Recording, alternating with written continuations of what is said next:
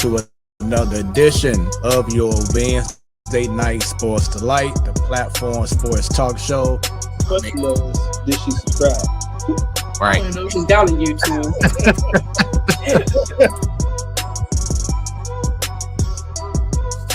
Representing from the Boondocks. What up, Jobo? Hello, what's up? Happy Wednesday. What up? She repping her Hey Sister Soldier look right now. Everybody give it up for Bunny. What's happening, Bunny? What up? Happy holiday. T-Bone, what's going on, brother? I'm back, and I don't know about better than ever, but I'm back. What is going on, party people? It is your Wednesday night Sports Delight, the platform sports talk show. I am your boy Smooth. I think that may be on the highlight reel tape. And be glad that you are tuning in live along with the millions And millions. of the platform sports talk show fans on once again your Wednesday night Sports Delight. Really? Or Brinks truck backing up in his driveway with There you go. 97 million. There you go. all you hear is this. It's always somebody who's doing something to give back and letting the next generation. Say Don't straight. have me tear up on here. Come on now, don't hit me tear up. You know I get emotional. But people watching around the world, no pressure. And we already have our favorite fan, Ms. Williams, saying, welcome, Brandon. Well, how are you? How, Ms. Williams? A guy who tried to give it his all and put on for the city, to be truthful. Because like I said, I'm St. Louis die hard. The views of Smooth does not reflect the platform sports talk show or its sponsors.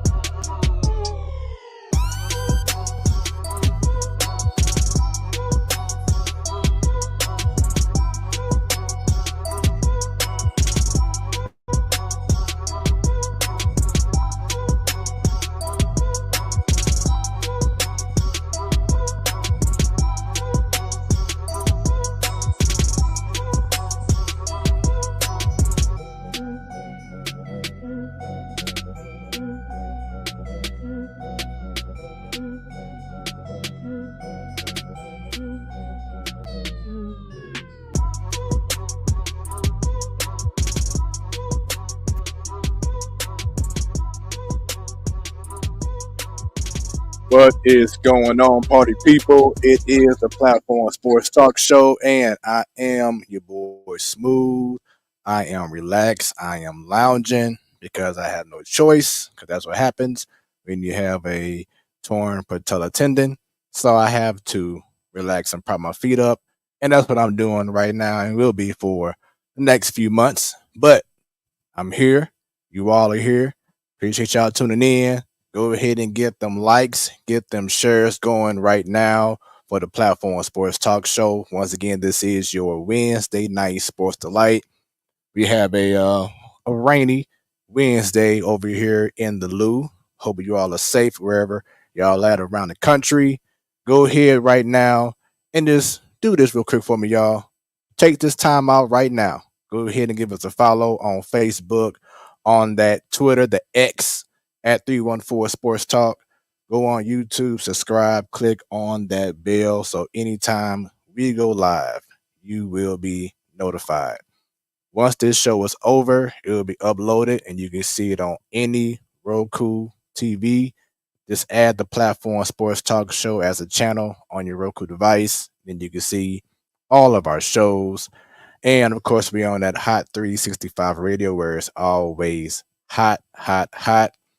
You can always, in regards to Hot 365 radio, you can go to their app, whether you have an Android or you have iOS. Just put in Hot 365 Radio, download the app, or go to the website hot365radio.com. Our voices sound good, high definition, and you're gonna just fall in love with our voices. Bottom line, it is what it is. Every first Wednesday of the month, you have Ladies Night, and last week's show was amazing. We're going to discuss that very soon. Every last Wednesday of the month, we have the Man Cave.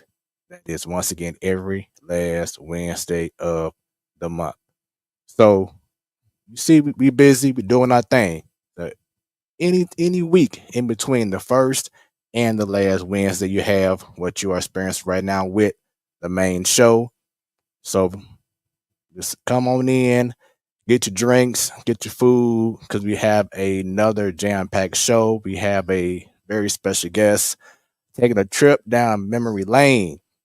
We yours truly today. Look forward to it. Got a lot of St. Louis stuff to discuss, some national news to discuss, a whole lot. Do not be shy. The more time that y'all want to engage with us, leave a comment, you know what I'm saying, so we can see it and we can engage. We can show your comments on the screen, just like this. Shouts out to our favorite fan, Miss Dub. She's in the building showing love. So you on Facebook, you on Twitter, Facebook or YouTube, you can leave a comment and then we can see it. We can post it on the screen. If you're watching on Twitch, which is at Hot 365 Radio, you can leave a comment, but it'll only show on Twitch. So want to watch on Twitch? We appreciate it. We want to have so many platforms for you to watch our show. But if you want to have your comments seen, you got to be watching on Facebook or on YouTube so we can see them comments and engage with you, because the more that you engage with us, the better the show is going to be. And shouts out to my sis. Yes, we taking it back. GCS, Gateway Christian. It's y'all day, it's y'all moment. So get them shares going. Let's get as many people tuned in, because once again, our guest this evening, we taking it back and look forward to it. I am not alone.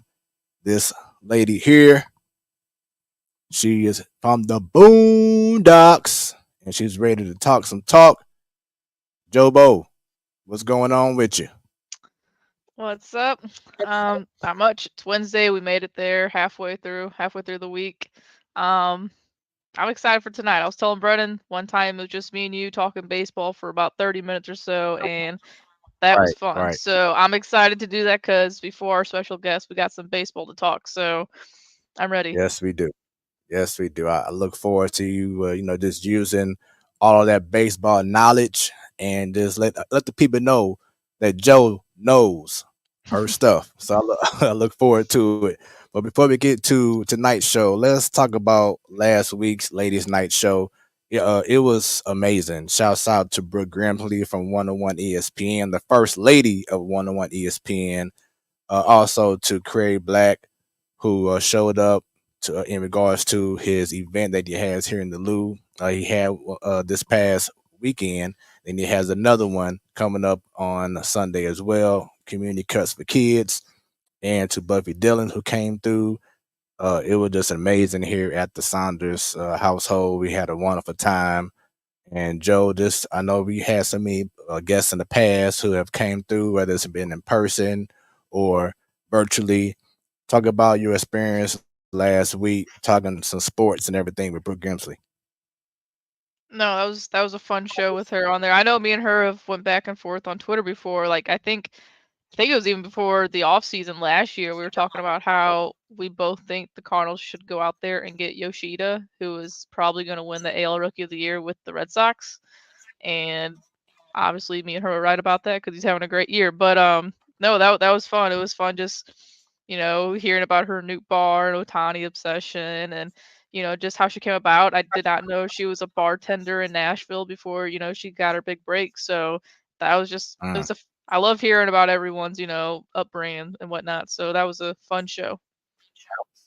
Yeah, it definitely was. And just to meet her in person, I know you would have loved to have met her in person and everything, but just to meet her and just, of course, we see her on YouTube and hear her on the radio, but just to get that authenticity when you meet someone in person and once you, like you said before, hearing their stories be told, it's a beautiful thing.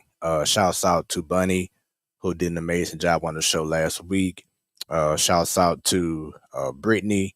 She showed up and did her thing as a host of the show last week.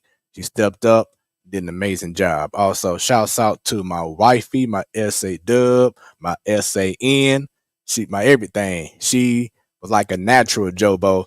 Like the plan was for her to be on maybe for like 5-10 minutes, just say your highs, you know what I'm saying? Welcome to the Saunders household, the whole nine. But she stayed on for a minute, and like I'm thinking, what should I go ahead and add to the ladies night panel or something? She was just a natural. You should. First off, hello, Miss Dubs. But no, you should. I mean, Jamie says she doesn't know, much sports, but she knows what she's talking about. And you don't have to just know sports to be on the show. It's entertainment. I like hearing what she has to say about everything. Um, but yeah, I felt bad. I told Brennan when I got off, I was like, I kind of feel bad that me and Brooke went on for like a 30-minute baseball talk, just back and forth. I know we had other stuff to talk about, but that was fun. So hopefully we get to do it And again. that's what it's all about. Sometimes you got to go off script because the conversations be so good, and you just want to keep that going. And y'all had some great conversations. I know Bunny had a few topics to discuss, in regards to the same subject matter. And then once Craig Black and Buffy got on, it was just some good overall conversations. Brittany brought us some good things. So it was just overall just great, great conversations. And the wifey says, I'm on these special occasions. uh, but no, I mean, the wifey, when you hear something, it like just like a light bulb just pops up. Makes you want to ask a certain question, and it just makes the conversation that much better. And that's what's so beautiful about the platform sports talk show. Talking about some once a year, yeah, right? Get out of here. You've already been on twice, girl. Come on now. But she was a natural, and plus being around me, and I'm always telling her about certain things, so she knows some things about some sports, basketball, baseball now. So she getting there. She definitely, holding her own. So shouts out to her, and shouts out to once again to everyone who is tuned in right now. Let's keep on getting more people tuned in, get them likes, get them shares going, because we have an exciting show, and look forward to talking to our special guests. Will be on at the 8 o'clock Central Standard Time hour. In the meantime, keep on going. Keep getting more people to tune in and enjoy a jam-packed show. But once again, incredible ladies night show. The Man Cave is going to be in person as well, so I'm looking forward to seeing what the fellas are going to bring in a couple of weeks. So stay tuned for that, cause fellas, y'all gotta hold things down like the ladies did. Y'all set the bar pretty high, Joe Bo. So gotta see how the fellas are gonna do it in a couple of weeks on the Man Cave. So I am definitely looking forward to that. In regards to the night, you know what it's all about. Our first topic. You now have my attention. What sports story or stories has your attention? Jobo, what has your attention? Baseball's always on my mind, but one thing, it's still baseball related, but I don't know. Did you hear about the Kevin Brown situation with the Baltimore Orioles? That was ridiculous. I was like, because I heard I mean, not the interview, but his intro and everything. I'm like, okay, what's the problem? Like, what I miss? Literally, Yeah, I'm like, so like I played like 3 times. Like, okay, did I miss something? Did he misspeak or say something? That shouldn't have been said over the air. no, it's Nothing. it's ridiculous. It's just it's annoying because, and this is not a dig on the Orioles as a team, but this is the first time since 2014, 2015 that they've been fun and exciting and a good team. Right. They're a very fun team. They got the best record in the AL right now, and you got this guy. He's reading a script, and you had their MASN, their network, their like Bally Sports Network. They had what he was talking about on the screen, so no one from them was not fired, but suspended. But all he's doing was talking about how, hey, the Rays have had our number since 2017, but now we're a good team and we're beating them. That's all he said in a nutshell. And they had the stats Right. up on the screen. And John Angelos, the owner of the team, he's an awful owner. There was some weird stuff that he was saying during the off season that I don't know. He just has no interest in his team whatsoever. It's very noticeable. And Kevin Brown gets to come back on Friday, which is awesome because he's a fun guy to listen to if you ever watch Orioles games. And I was just saying, if that got him suspended, you imagine if the Cardinals ever like paid attention to what Jim Edmonds ever said on the air, like Oh my this. God, he would have been fired. He said silly things in the past, but this year he's thrown the organization under the bus multiple times Yes, he about the has. Jordan Walker thing, Wilson Contreras thing, even Alex Hrabosky, post game, Yes, he's he even has. talked I'm about about how, to bring hey, him up. yeah, Alex Hrabosky's like, hey, you guys, that was a dumb decision last night taking Miles out. He's not gonna hide it. You know what I'm saying? So it's just sad because the O's are finally fun, good, and exciting, and the owner just wants to. And then the guy they had on last night, I listened to their call last night because they're playing the Astros, and I don't know, he's probably just some young guy they picked off just to put on, until Kevin Brown's back. But he made some weird calls I did not like at all. So I don't know. That's one of the very many baseball topics that have been on my brain lately. Yeah, it's definitely a shame, but look forward to having Kevin Brown back. It was cool because I saw part of the game last night, and you heard the fans in Baltimore saying "Free Kevin Brown."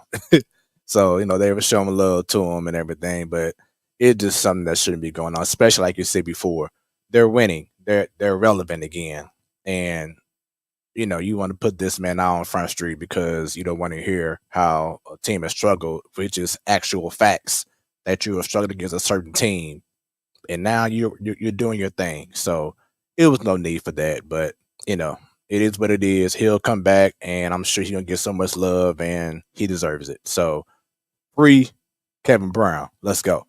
Uh, I have a few things that's on my mind regardless of what has my attention. One, you're showing love to the ladies tonight anyway. So I got to show love to Simone Biles. Last week, she came back after a long hiatus due to mental health, and she won the all around competition.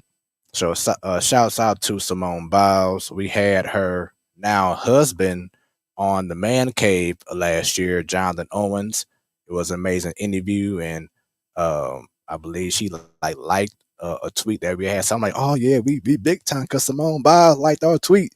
But just to see her come back from where she has came from and what she's been going through, and to win all around, I think that's pretty awesome. So shouts out to Simone Biles. When you heard about this, Joe, what was your thoughts about her coming back and not just showing up but showing out? One, I'm not surprised that she did her thing because she's Simone Biles. I think she's one of the best athletes, not just female athletes, but athletes out there. But I love watching Simone Biles compete. She's just fun and exciting, and yeah, get to hopefully see some more here soon. Most definitely. Second, Lionel Messi. This man here is treating MLS like it's a fun league that you play on Saturdays at the down at the park.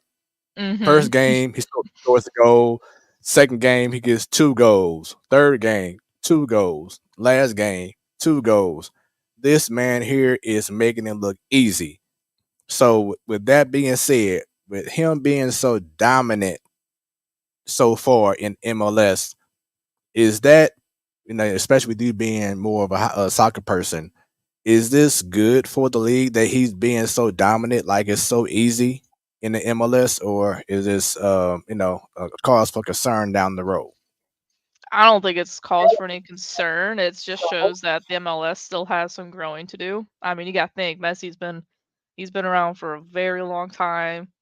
He's played and won a lot of soccer games. He scored a lot of goals. So I mean, it's good for the league that he's here and getting the MLS more headlines and whatnot. But it just shows that you know s- the MLS as a whole has to get better. Which that's not a bad thing. It's not a new league, but I feel like it's just now starting to get more and more popular with new expansion teams and whatnot. And he came to a very bad team and he's making them exciting. So I think it's good for the game. Yeah, and it could also pave the way for other star players who've been, international to maybe see about the MLS. Like, Mhm. could you imagine eventually having a Messi and maybe another top player to come to St. Louis, once a year and show up? Like that would just be really amazing for for the area and for the sport. So great players do great things, no matter what league it is, right?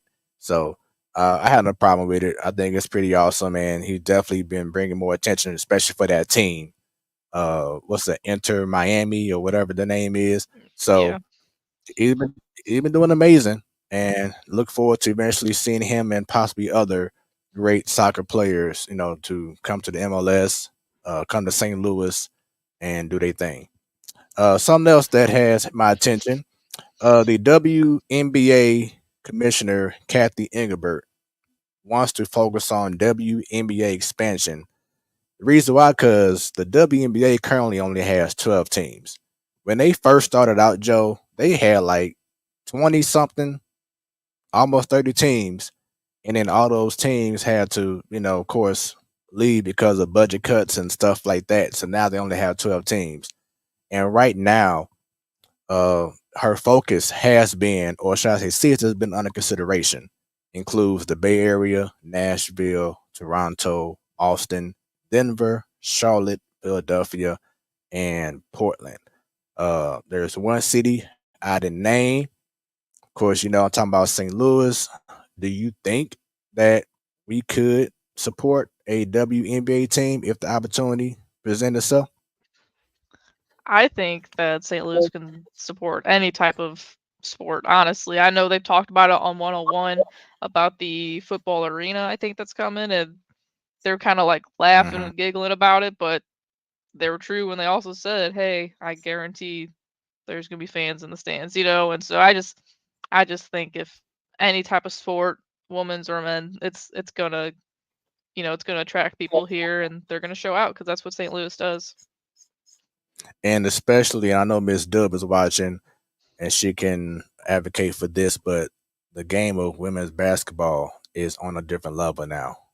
These stars come out of college, playing internationally. They're coming out here and changing the game. And in probably another year, you'll see Caitlin Clark from Iowa going to the WNBA stage. And this woman here, if you ever seen her play basketball, she's from Iowa. Man, she is that thing. She be shooting shots like Steph Curry. So just watch out for her and so many more young ladies who are gonna be up there in the WNBA. And Miss Dub, there we go. Certainly is. in regards to how the game has changed and how the talent is just so crazy now in the WNBA. So this would be a perfect opportunity for St. Louis to be mentioned as a possible expansion team, and Hey, just to if bring more. pickleball can be big in St. Louis, Right. WNBA could be big in St. Louis, you know. Right. And I know Miss Dub will be one of the first ones to get season tickets to go to a game if that was to happen. So we shall see. But and shouts out to the professional team that we have here now, the St. Louis Surge, a team that Michaela McGee was on previously. Uh, Justin Tatum, Jason Tatum's father, was an assistant coach. Of course, we had on Ladies Night last year. She is the owner of the she was the owner of the Surge. Tip of the tongue, Joe. What was her name? I forgot her name real quick. Like tip I of the can't tongue. remember. We call Yeah. everyone coach. Let's see. Miss Dub says true that in regards to the season tickets. But yeah, she's currently with the Dallas Mavericks now. It's like tip of the tongue. I'm sure someone who's watching will leave a comment. But we had her on the show last year, and I had her in my mind, but I can't think of it right now. But it'll probably come to me during the middle of a different conversation. But just shouts out to the ladies who are just holding things down in all aspects of sports, man. Just making it that much more exciting, bringing people out, and just changing the game. Some more news that I have. It was just announced today that Kobe Bryant statue will be going up, and it will be unveiled by the Lakers on August the 8th of 2024. And what's so special about this statue is it would not just be Kobe, but it will also incorporate his daughter Gigi, and in a nod to his jersey numbers 8 and 24. So that's gonna be pretty amazing in regards to seeing that statue of Kobe Bryant. And I know it's going to be a very, very emotional, day for those who love Kobe Bryant. So that should be pretty amazing. The wifey and I went to LA back in February, and for Raven me just to Ward. see the statues. Oh, no. She's a No? coach of Cardinal Red. Mm-mm. Oh my goodness. Oh, Well, I know who you're talking about. right, right. But like I said before, the wife and I went to LA, had the privilege of seeing the crypto.com arena and seeing all the statues and everything, seeing Shaq, Magic Johnson, Kareem, Chick Hearn, so many other legends. So I know Kobe Bryant statue going to be amazing. It's going to be an incredible sight to see. That's going to be incredible. And let me see here. There we go. Kalia Collier. Thank you very much, Jobo. It was like the tip of the tongue. I couldn't think of the name, but nothing like how you just talk, then you get a blank. But you got it. You're good now. Kalia Collier. And like I said before, she is doing big things for the Dallas Mavericks right now. So shouts out to her. Some more basketball news. The Phoenix Suns will be retiring Sean Marion and Amari Stoudemire's numbers at a Ring of Honor ceremony this upcoming season. And you may not know who Sean Marion is, Jobo, but this dude here, I wish I had a video, but he had one of the funkiest looking jump shots ever in the game of basketball. So if you just Google or go on YouTube and just put in Sean Marion jumper, you're gonna be like, how was he able to make that shot? The first thing You'll that be pops amazed. up is his name and then jumper. See, yep, Sarah Kosh, yep, Kalia Collier. So that's what we were referring to. But yeah, Sean Marion, this jumper, I have no idea how he was able to make it. I don't know how he still has arms after the way he shot those jumpers back in the day. But shouts out to him and Amari Stoudemire. They had a great run, never got a title while playing for Phoenix Suns. They were very close, but that run with him, Steve Nash, it was just an incredible team during that time frame. So shouts out to him. And last but not least, over the last couple of years, Mike Greenberg from ESPN has been the host of NBA Countdown and the Finals. It was just announced today that Malika Andrews will be replacing Mike Greenberg starting this upcoming season. So, Joe, y'all women is taking over. Shouts out to y'all, man. I mean, that's a prime spot for her to be in. I thought it would already happened before because she's been, getting groomed and everything to be up there to that level. But now she's officially going to be the host of, once again, ESPN's NBA Countdown and the NBA Finals. And I don't believe we had this discussion, but for those who don't know, ESPN had a big surge of layoffs over the last month or so now. And two of the people who are part of the NBA Finals broadcast, or their A team, is Mark Jackson and Jeff Van Gundy, and they both got let go over the last month or so. But Doris Burke, who has been with ESPN for many years now, she will be taking one of the spots, and she'll join Mike Breen, and I believe former Philadelphia 76ers head coach Doc Rivers will be also joining Mike Breen. So it'll be Mike Breen, Doc Rivers, and Doris Burke. And what's so special about this is that Doris Burke will be the first women commentator to ever be a broadcaster in a major sports event championship. So being part of the NBA Finals, when she does her first game, she'll be making history. And I believe she's well deserved. She's a great analyst. I think she'll do an incredible job. So shouts out to Doris Burke. Now, Jobo, let's get into some baseball. We had the trade deadline that is gone. Went over the last 2 weeks now. A lot of moves been made.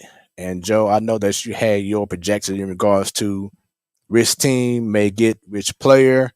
I know you had some yeses in regards to right. some good predictions. Then you had some other that didn't go quite as good, but a lot has went down with the trade deadline. So this is your moment to shine, Jobo. Who do you feel were the winners and losers of the MLB trade deadline? Winners, you have to go, teams like the Rangers and even the Astros bringing in aces. It's weird. Like, you know what? I'm gonna say losers. A lot of people say winners from the Mets, but I can't agree to that because Mets bought a team to try to win a championship this year, and they pretty much paid like $50 million for prospects at the end of all of it because they traded Scherzer and Verlander. But yeah, Rangers and Astros for sure, I would say are winners based off of what I've seen on Twitter and prospect stuff is Cardinals might be winners too. It might be down the road, you may never know, but it seems like some of the guys that they got could be up here next year. So other than that, I mean, I know the Angels did a lot, but they just won their first game since the trade deadline last night. And so I know we talked about it last week with Brooke, but they should have traded Shohei Ohtani. I'm sorry, like they have the worst farm system of the game already, and they just depleted it even more. They ain't gonna bring Shohei Ohtani back. So I think their organization as a whole is just went back like a decade. So, but other than that, I mean, there was a lot of pitchers that were traded. A lot of White Sox pitchers were traded and whatnot. I would say the Yankees are losers too, because all they did was add a reliever, and their bullpen's the best part of their team. So, other than that, I'm trying to look. Lance Lynn to the Dodgers was odd. That was a weird one, but they needed, and getting out of. Yeah, they needed pitching, and then getting out of Chicago. There's been a lot of weird stuff coming out of there about that organization lately too. So it was probably for the best to get out of there. But yeah, just big losers to me, I think, are the New York teams, and the big winners are the two teams that are in the AL West right now, the Astros and the Rangers. Reds are losers too. They didn't even do anything. So I'm gonna bring it up too. But yeah, I was gonna say Astros, but more so the Rangers. They solidified, their pitching, getting Max Scherzer, getting Jordan Montgomery. I think that was some good moves right there. But I really want to focus on the losers. Bob the Reds.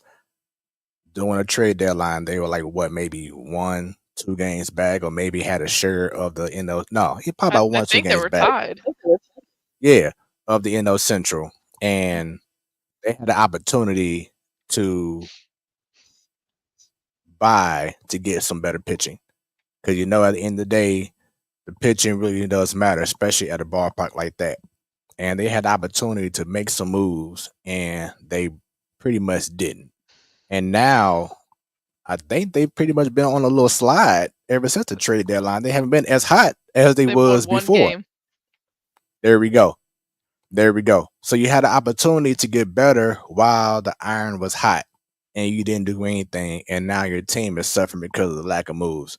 Maybe they got too cocky, like, oh well, you know what, we've been doing so good so far, so why make a move? Why change the dynamic of the team?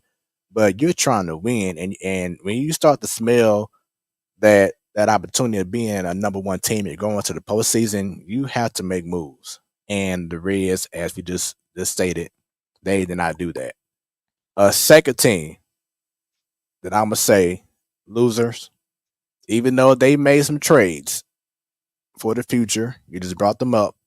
But I'm gonna say the Cardinals, and the reason why has has there been anyone in this trade from the Cardinals to somewhere else where you were like, oh man, we let him go? Oh no, has there been that move this year that you was like, oh, they let him go? No, No, because they're all free agents, and that was the best route to go. but also my point is that they didn't make a bold enough move to me in which you're like, you know what, it's time to change some things up and shake some things up. Yes, they did some moves to hopefully they know how it is right now with how they made these acquisitions. They're hoping for good results down the road, but they had an opportunity to loosen up the log jam that you had in the outfield. Uh, Possible log jams that I guess the trading Party Young kind of helped that out a little bit, but still, but you still have a log jam going on in a lot of different spots.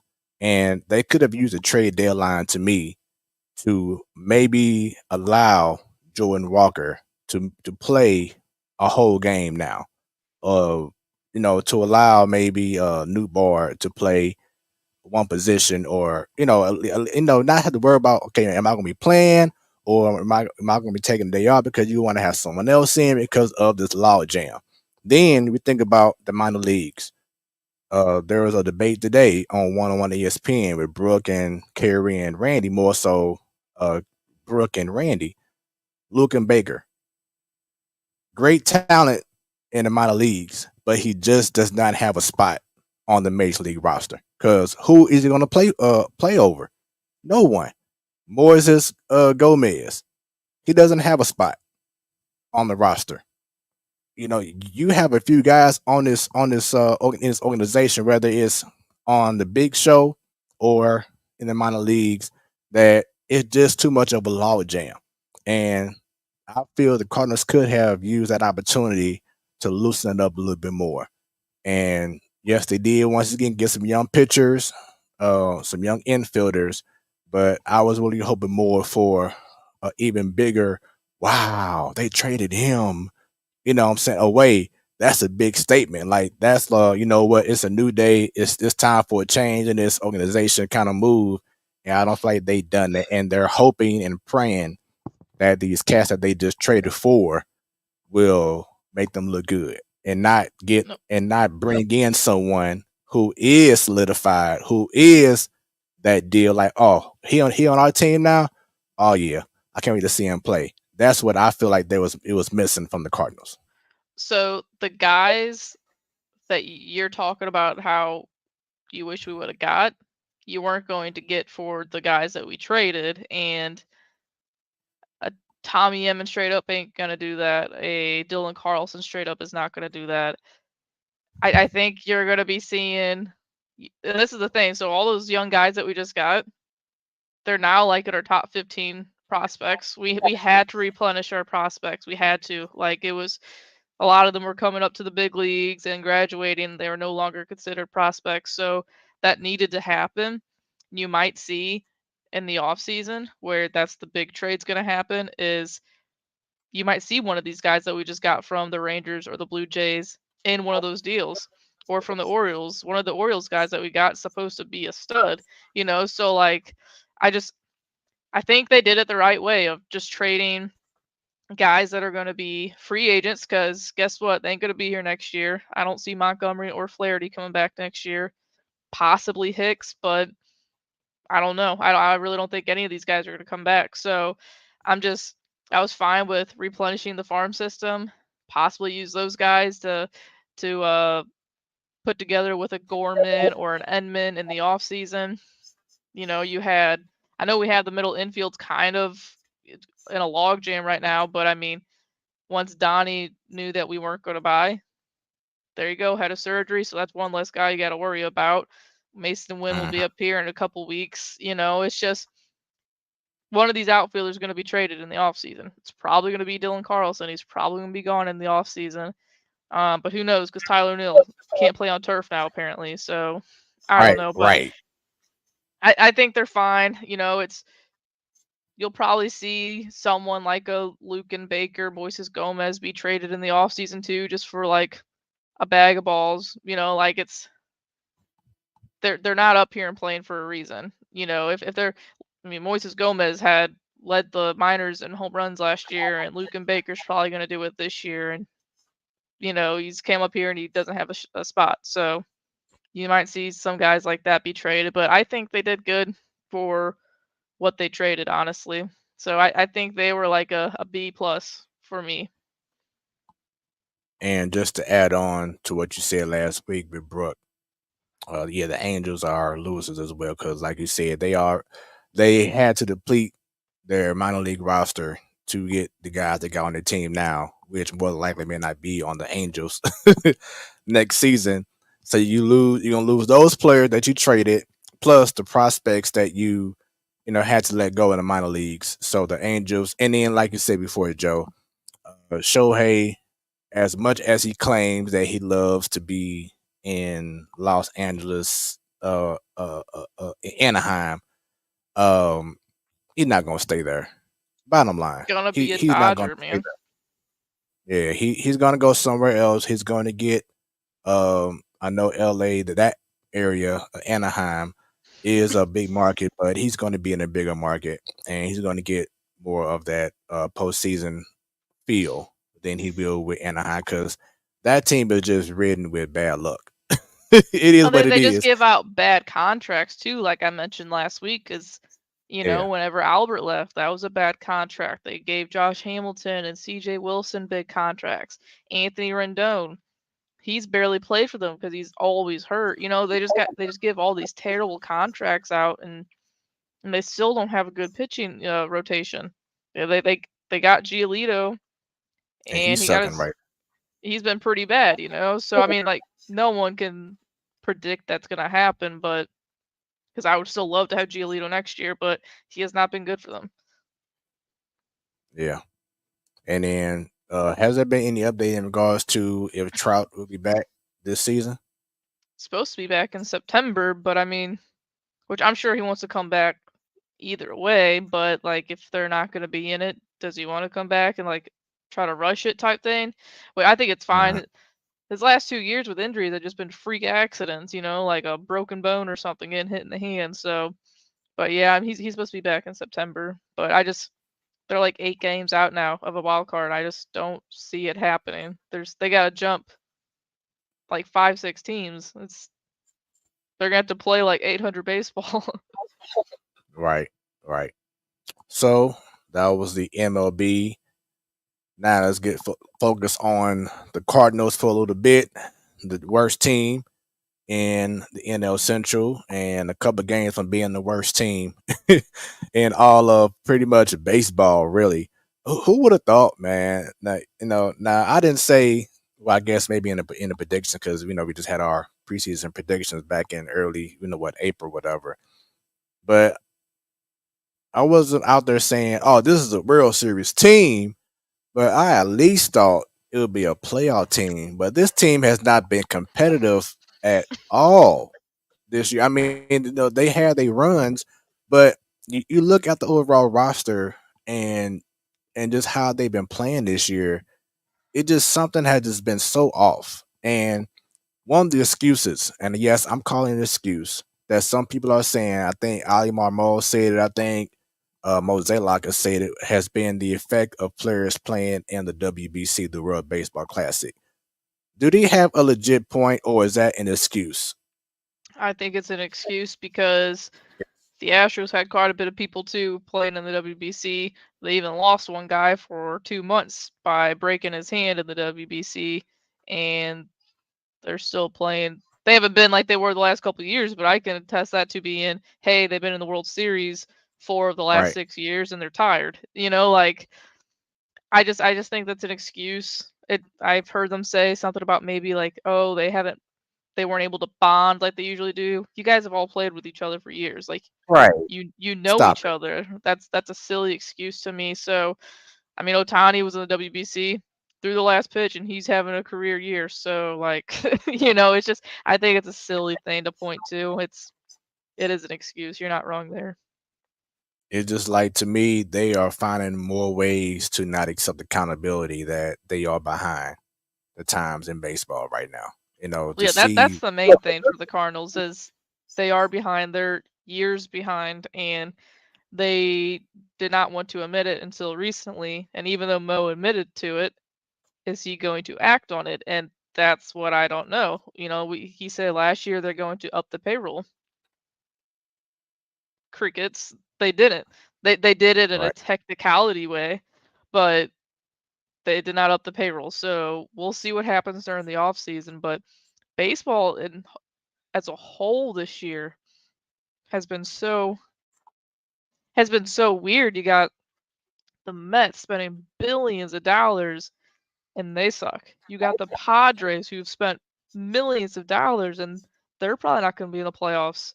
The Cardinals, everyone picked them to be the NL Central winner, to be in the playoffs like they are most years. And this is the worst year of Cardinals baseball since I've been alive. Like, Mhm. it doesn't make sense. You got the Reds, which everyone could see that they had young talent coming up, but I mean, obviously they're plateauing now. But that's a good team out of nowhere. The Marlins, I did not expect them to be what they are. The Orioles are amazing. The Yankees are awful. It's been a really, really, really weird year for baseball. It's a head scratcher. And I don't know what you could chalk it up to, but I don't think you can chalk it up to the WBC. Teams aren't going to admit it. Players aren't going to admit it. But I feel like these new rules shook them to the core, and it affected. How with baseball, it's like a certain structure, a certain way of how you used to approaching that bat. You used to approach being a pitcher and stuff like that. And I think the adjustments with the time, in regards to how many seconds you have between pitches and in a bat and in between innings. They're not gonna say it, but I feel like it's been a huge adjustment for these players and for the organization. Because remember how Mo said before the regular season, "Oh well, I don't feel that it will be an issue with our team. I think we'll just adjust accordingly." No, the Cardinals have been burned by these new rules in the MLB, and they don't want to admit it. And I really think, because you were saying how this has been a weird year, I just think that this year is going to be a real adjustment period, and maybe next year, because you have the full season of all these rule changes, I think next year we may see a lot better results from different teams that may have been struggling this year.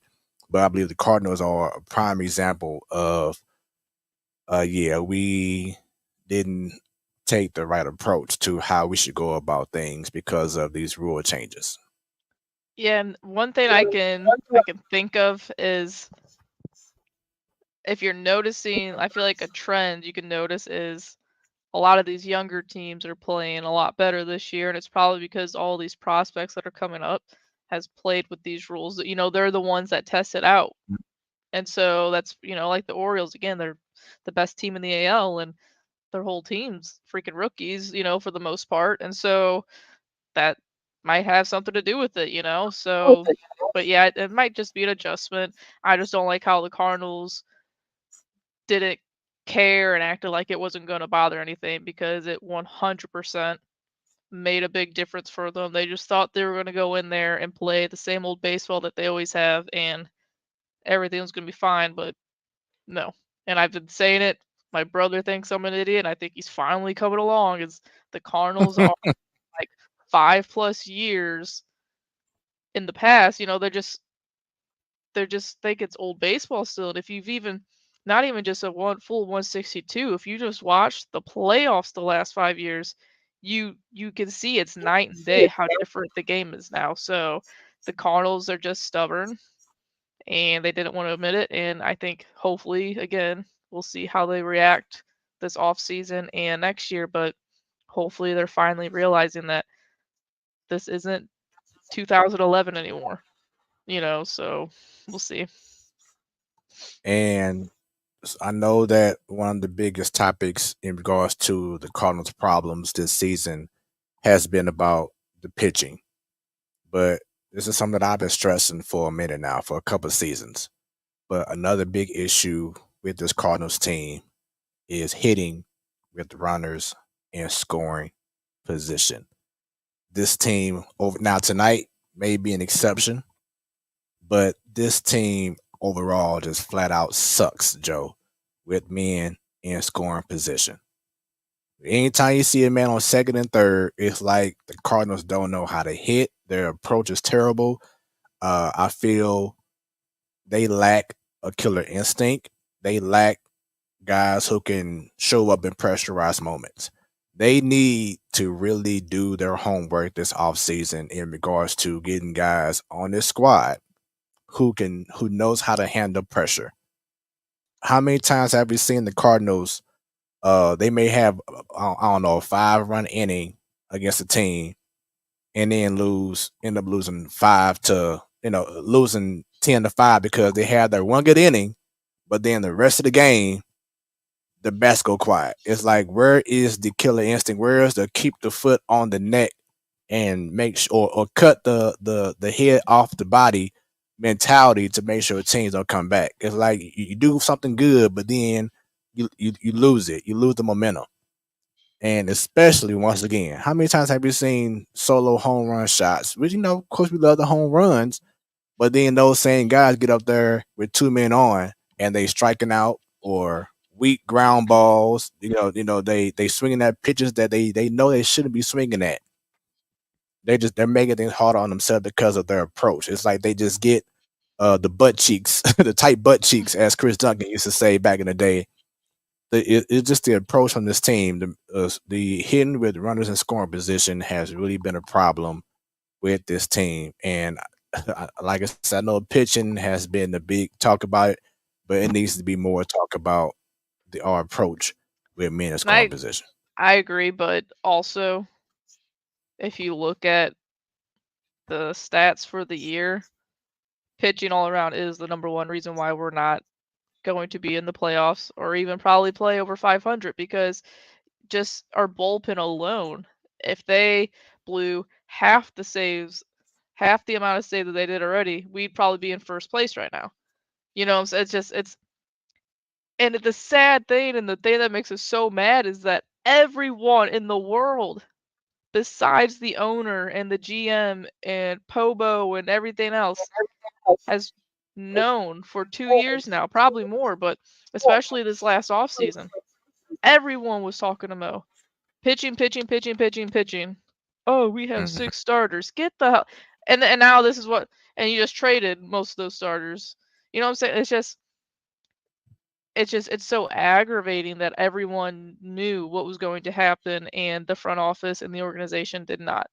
And so, yeah, there's going to be stretches where we can't just poke the, ball through first and second and just get that one guy in. It's aggravating, but I didn't believe it before the year started. Everyone was predicting that the Cardinals were going to have one of the best offenses in the game, and they do. If you look at all the numbers, they do have one of the best offenses in the game. It's pitching. That's the number one thing to this team. That's the reason why they are where they are. and then you got the manager pulling your stud out with 80 pitches. Right. That's idiotic. And A I was guy going to who's bring barely that up. pitched the last 2 weeks because he's either been ejected or rain. So it's dumb. Right. Yeah, I was gonna say now. I've been pro Marmo. You know what I'm saying, for a minute. It hasn't changed, but yesterday that was definitely a wrong decision, as you said before. 80 pitches.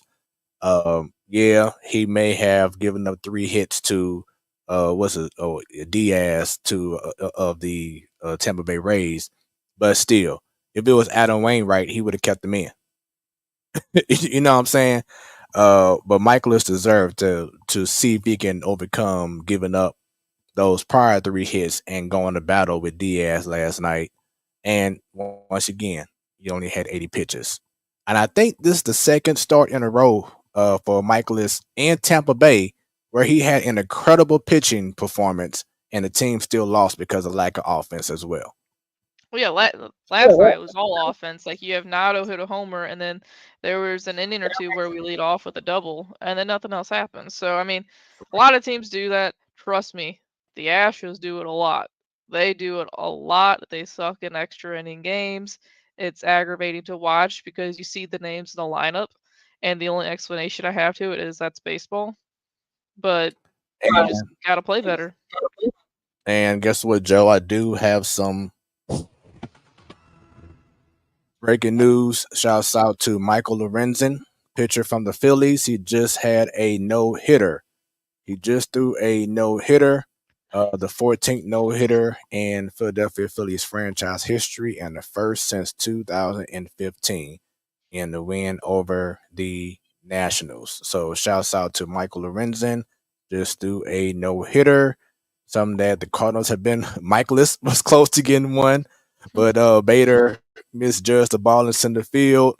Yesterday, also, a crucial play that maybe has not been talked about a whole lot, but Dylan Carlson should have caught that ball last night, Joe. That I'll be ball in the 8th 100% inning. honest with you. It was an intense Astros game last night. I was jumping around. I watched the Stros. I'm sorry. So I didn't see it. Hey, you know I what? didn't see it. I don't I blame was you. jumping around. I was jumping around our living room last night after Tucker hit that go-ahead grand slam. I was ready to smash beers. I was ready to go. And yeah, the Cardinals depressed me and the Astros don't as much. So that's why I watch them now more. Right. Yeah. So the Cardinals cause stress, the Astros get stress reliever. Bottom line. Pretty much. Yeah. So, continuing on with our topics. Once again, this is the Platform Sports Talk Show, your Wednesday night sports delight. Rob Manfred, your favorite commish, Jobo. Now, and I know you had time to think about this, so of course the floor is yours. But under Rob Manfred, is Major League Baseball now in a better place?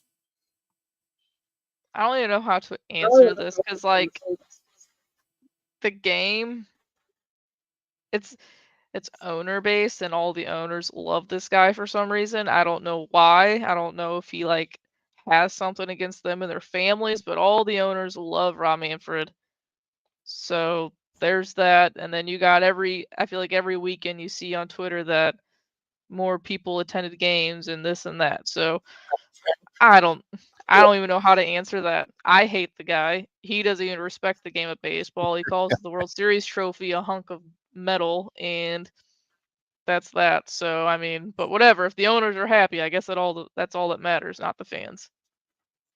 And as you just brought up, the attendance has been dramatically better in baseball, and especially when you have teams like the Orioles, who's been down. That's Fans probably are the coming main out reason. now. Even like the Reds, because of Ellie De La Cruz. Ellie De La Cruz. The Reds fans been coming out more often. So these young teams, like the Blue Jays, of course their fans been coming out, but the team is right there as well. These teams that was not having hope in the past, they now have hope and fans are showing up. Also, talked about it earlier, the MLB rule changes. Time of play is dramatically changed. It's not 3-hour games on average anymore now. They're around that 2.5 hour time frame. So fans are able to go to the game and feel like, well, we're not there for like 18 hours. We can go home in a decent time, stuff like that. So that matters. Let's see. Got a fire Expanded emoji. playoffs.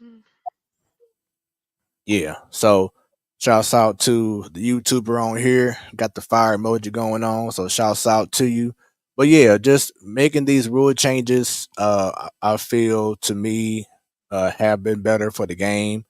These players will continue to adjust. If you're still getting penalized for not being in the batter's box or not being set by now, or you're not pitching the ball at a certain time, that's just on you for being stupid. You know No, what I'm they saying? do need to fix it though, because there was one the other day where I was watching the Guardians and the Blue Jays game when Hicks was pitching, and Hicks is just walking around the bump doing his thing, and the batter's sitting there waiting because he has to be looking at the pitcher at 8 seconds. Mhm. And then he looked away for a second as Hicks is fixing his hat and then walking up to the mound, and it was a called strike. That's dumb. That is absolute. They need to tweak it. They need to fix it. You can't sit here like this for 20 seconds and then out of nowhere the pitcher can just sit there, scratch his butt, fix his hair, all this stuff, and that's fine. So they definitely need to and fix something. and guess what just happened? Was it the Joe pitcher? Romero. Yes, Joe Romero just got a pitching timing violation. Well, and that's the like that still happens for the pitchers. Like it happened to Brian Abreu for the Astros on Sunday.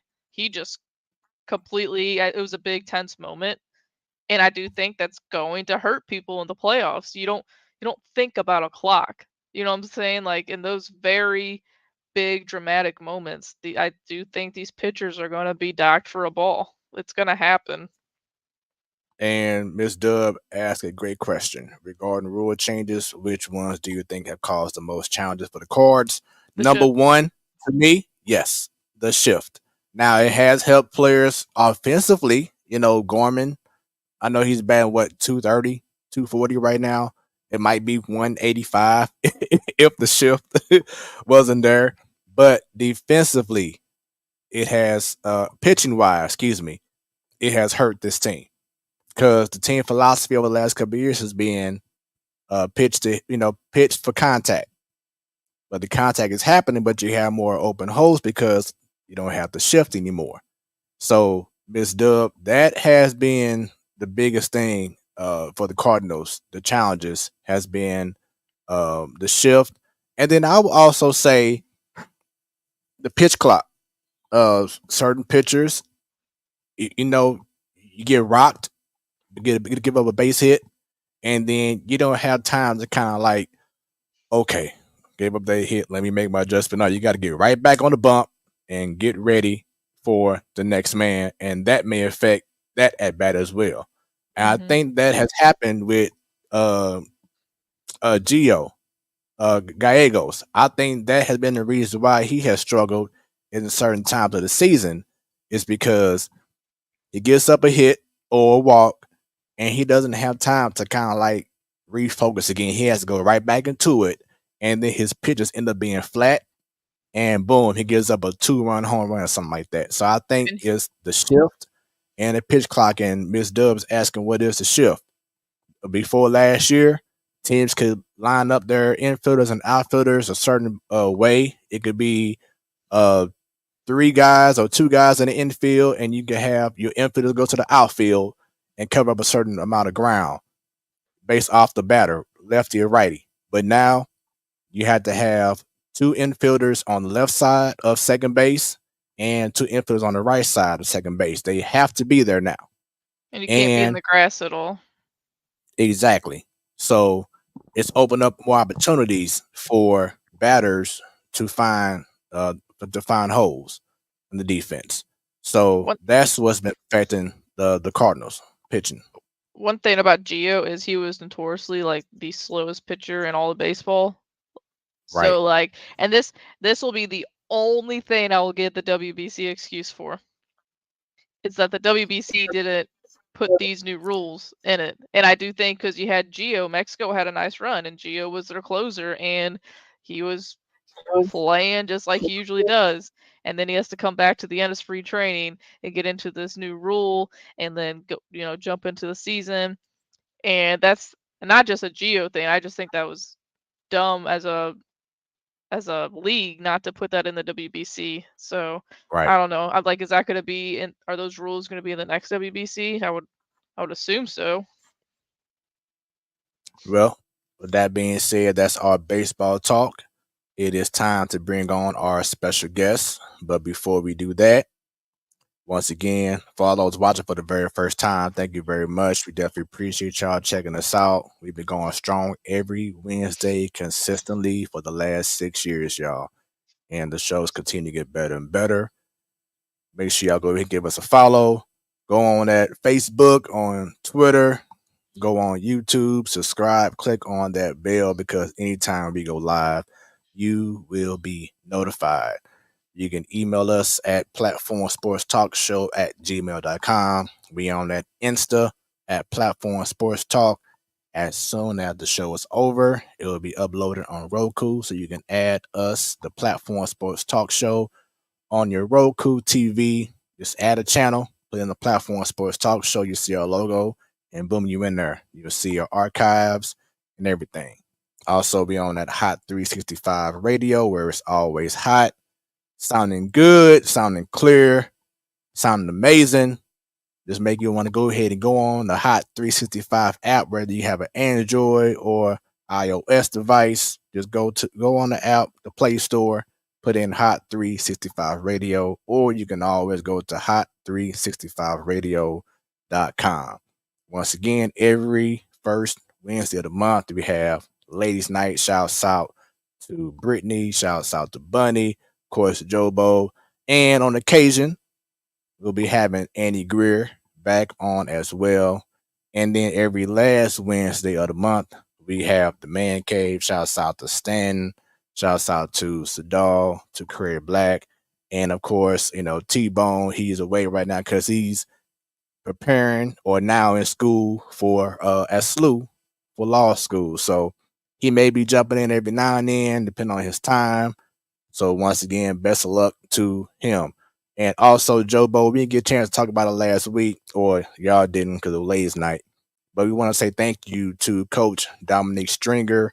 As you all know, she is now engaged. She has moved back to the A, and doing big things with Action No Mercy.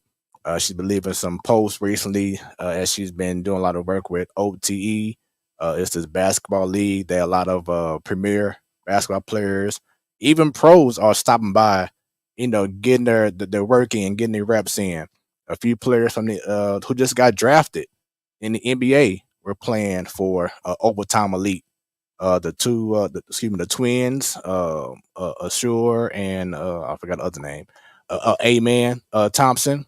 Those twins, they were top 4 and top 5 in the draft, and now she's doing work with players like them as she's bettering her coaching skills and showing off what she has learned and teaching other young people as well in regards to basketball. So, Coach Stringer, best of luck to you and all your endeavors, what you're doing with Action No Mercy and being back in the A. And Miss Dub says congrats to her.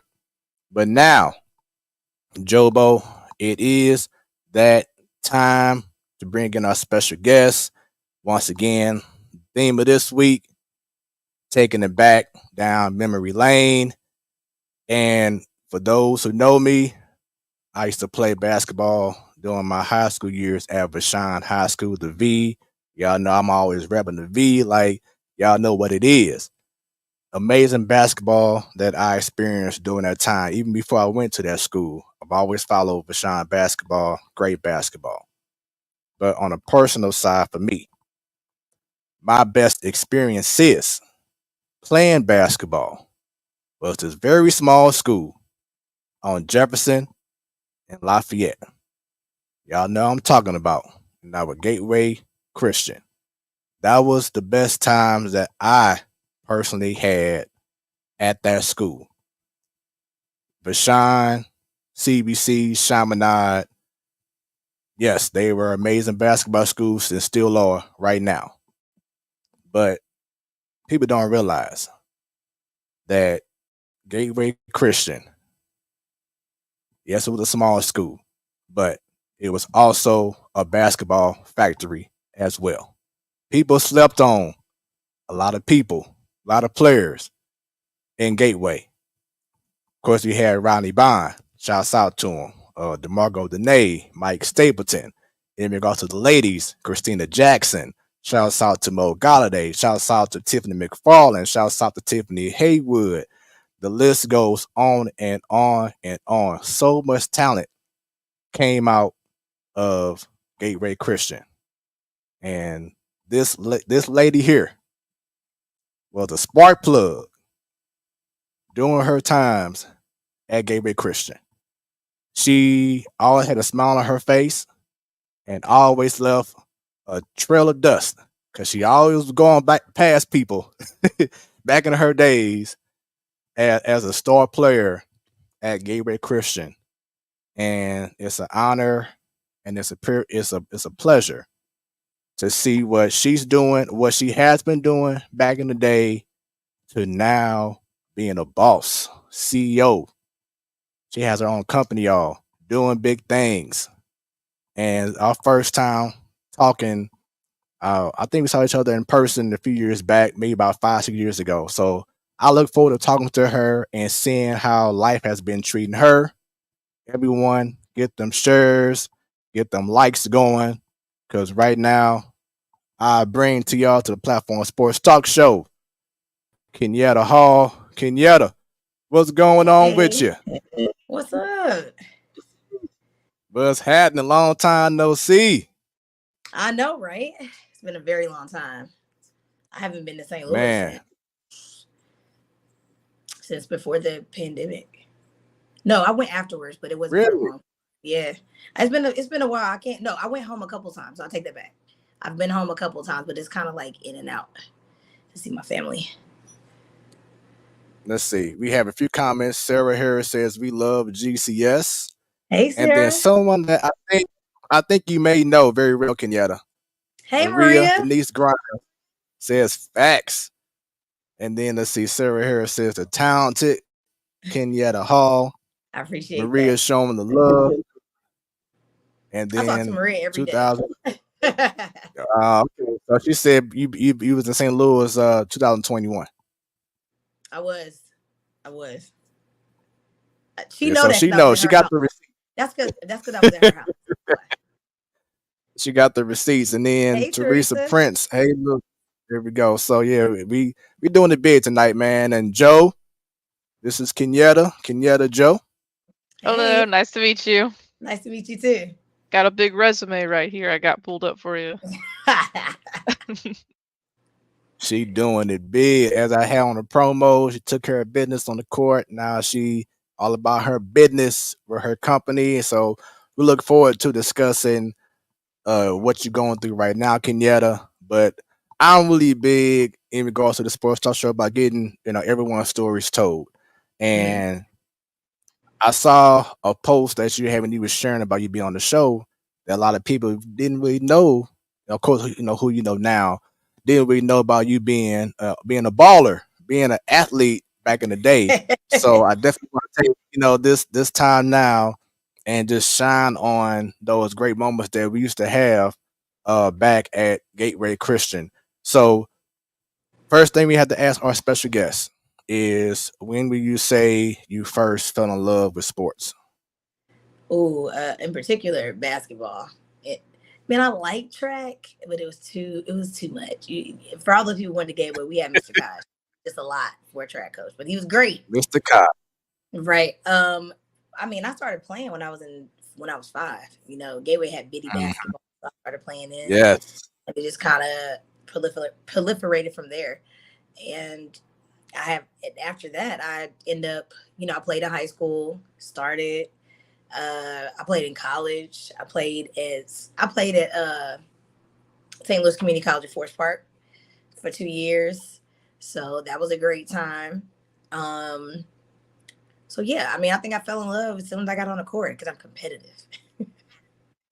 Yeah, I definitely noticed that, when I was peeping you out back in the day. So just refresh my memory, because we were talking about what, 30 years, 20 some years ago, 30 years No, ago. for real. Cause But I'll be 40. I'll be 40 in a month. yeah. So that's some years. But what class were you in? O2. Okay, 02. So you were 2 years behind me. And Maria says extremely competitive. She ain't lying. And Jobo, she was a softball player. She was a catcher, and she was Oh, that's what's up. top of her class as well. So got two athletes up here on the show right now. So look forward to hearing some great stories and just hearing how both of y'all, were so competitive doing y'all time. It's so Shouts out to funny anytime everyone talks about like what year they graduated. Like you said, 2002. I was in the second grade in 2002. It always kills me. I remember back in the day, we used to say O2. Everybody used to shout out the year they were going to graduate. And we used to say O2, and they used to say, well, Jesus going to come back before y'all graduate. That's what we So the fact now that people are like, O2, I was in the second grade. Needless to say, the Lord ain't come back. Yeah. right. Yeah, because Joby had me feel old sometimes. He was like, "Yeah, I was just some years old." I'm like, "Lord, okay, all right, Joe." But shouts out to BJ Williams, says it's in here, blood. That's my cousin. And then Maria. Okay, so shouts out to you, cuz. So yeah, man. So brought up basketball. Was there? And now you said track, but were there any other sports that that had your interest back in the day? No, I mean, I played volleyball, but I'm 5'1". What am I gonna do on there? Like, I played for fun. I was not. I had no interest in doing anything with volleyball. It was like getting prepared for basketball. That was really my only gist, but mainly track and basketball was where I was beasting. And now that I think about it, I probably should have focused on track. Why you say that?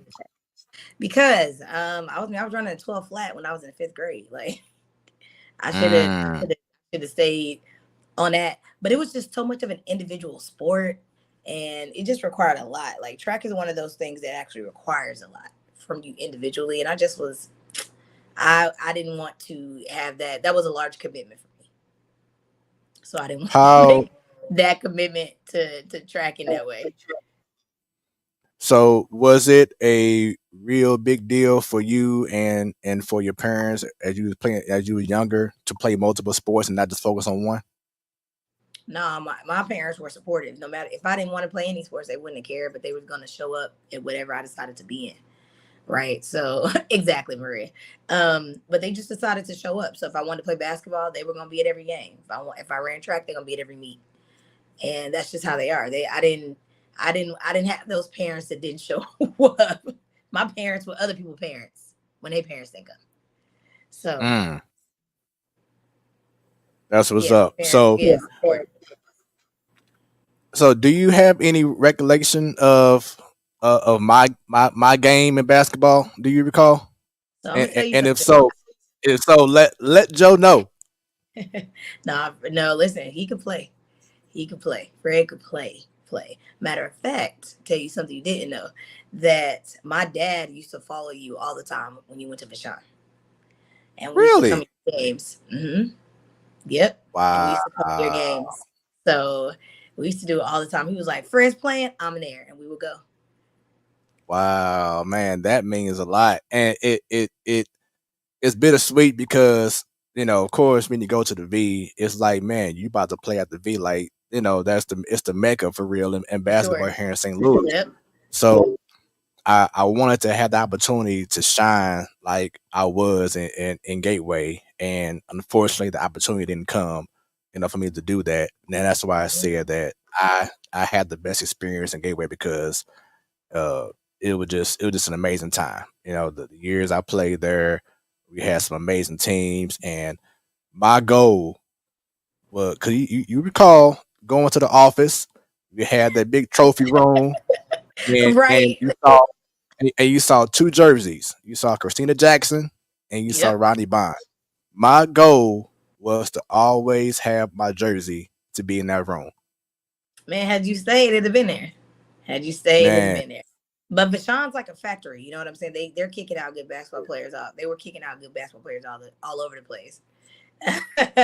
And it's not that, you know what I'm saying? So it's hard, especially when you weren't in that system all the time. You know, that's how basketball programs work.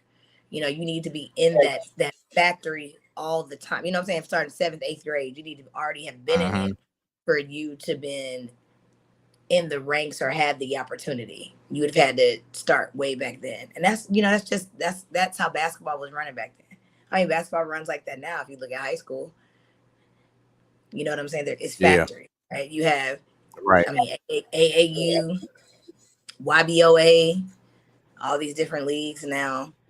You have the Adidas leagues, the Nike leagues, the Under Armour leagues. You have all of those. So unless you're getting into those leagues a little bit earlier, because I can remember going to a SLU camp and they said that, you know, recruiters start looking at you around when you're in like the 7th grade. So you're going into people's system. So you got to start making decisions early and be in the right place at the right time. That's crazy because I know, even when I was in like 7th or 8th grade, I had the Merrimack coach coming to watch me play softball. Yep. So it's weird that they start that early. Yep, they do. So it's almost kind of like, you know, kids don't get the opportunity to play multiple sports. You have to commit. It requires commitment, and it requires commitment early.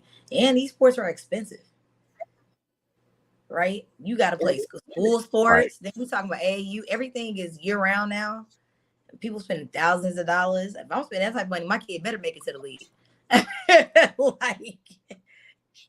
So someone else who went to Gateway and left after 8th grade year like I did, Jonathan B. Daniel. You remember Jonathan B. Daniel? I did. Yes, I did, Jonathan. I did graduate. Yes, I did. And Miss Dub says also makes it harder for kids at schools like Gateway. Yeah. Because like I said, Gateway was a very, very small school. But when we was out there playing, people knew who we were. Bottom line, whether it was the boys or girls team, they knew who we were. Before we continue, we have another panelist. She's from Ladies Night. She is also was a hooper. Probably still want to claim she still got it. She is a coach at Clayton High School. She also is a track coach as well, and she did an amazing job last week hosting for Ladies Night, and now she's going to be part of tonight's panel. She just got in celebrating her nephew's birthday, and she's ready to talk some stuff. Brittany, what's going on with you?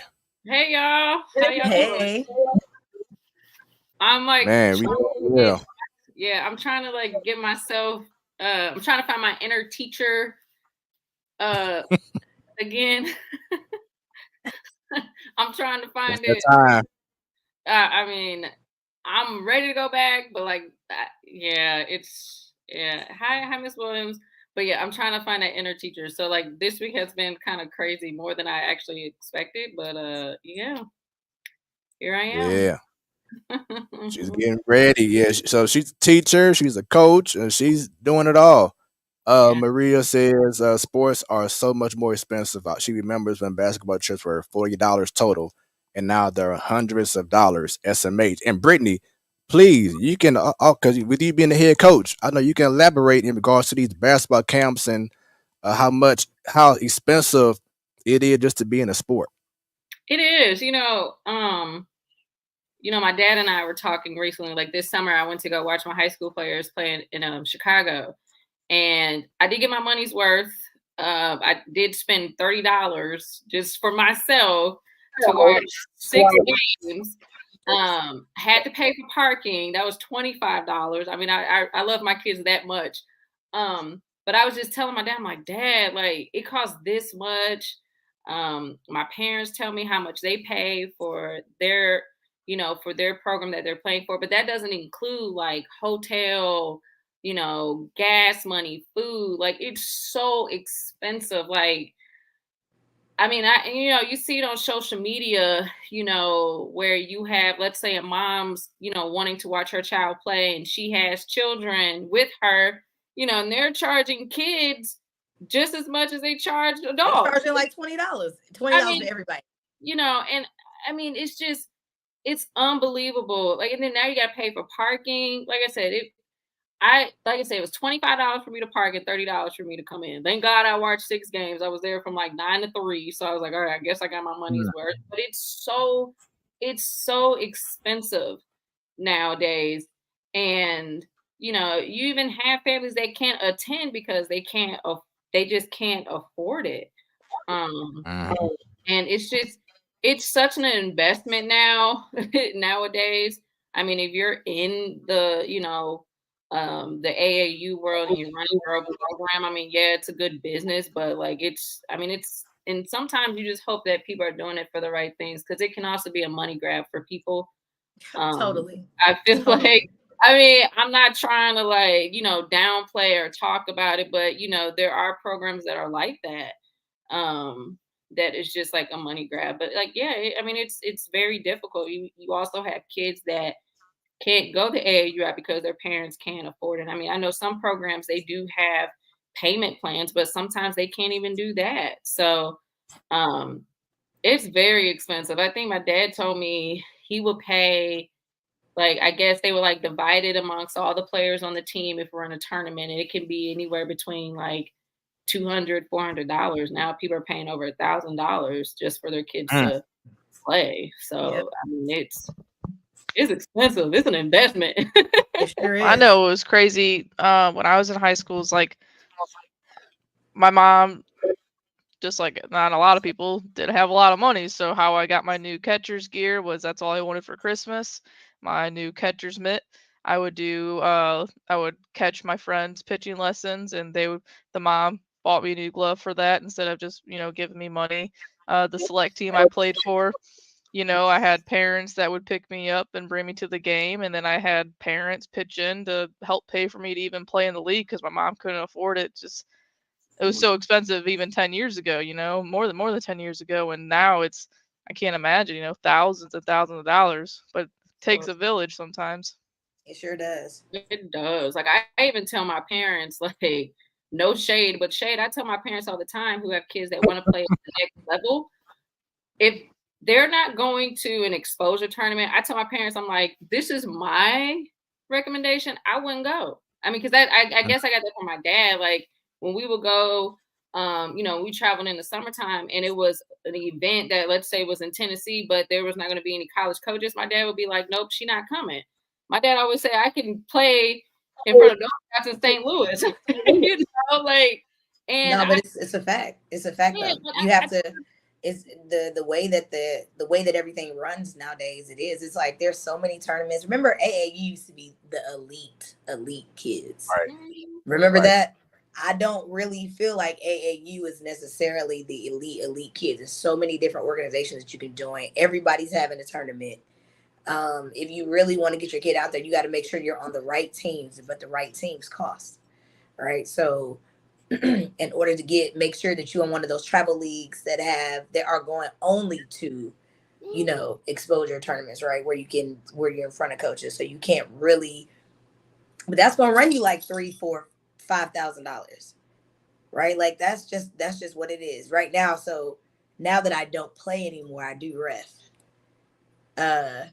I referee, and it's we see it all the time. You know what I'm saying? Like, it's so many different tournament and spaces. And you're right. If I was your dad, I would have did the same thing. I'm like, what's the point? I'm not gonna sit up here. Like, I would do the same thing. Definitely. And you can see the types of talent that's rolling through some of these tournaments. You're like, people just throw tournaments sometimes. Yeah, they do. Like, my dad always say, we can stay home and play for free. My dad was not doing that. He was like, nah, nope, sorry. I mean, you know, he pissed some coaches off for sure, but my dad was like, no, this is an investment. This is something that I want to do. And, you know, if you have kids that want to play at the next level, like, yeah, and there are programs that they do make sure that they are going to those exposure tournaments. Like I said, you play here in St. Louis and save some money. Yeah. So, like, bless your heart for officiating, because I've gone to some games and I'm like, woo, like, it is like, it's how you doing nowadays? No. Oh, because I listen here. This is one thing I don't do. You ain't gonna talk to me crazy, so that actually doesn't matter. Like, there's spaces where I have a tolerance. I get paid to be here. That's I walk on a court automatically. Like, I get paid to be here. Right. So you don't. So let's start there.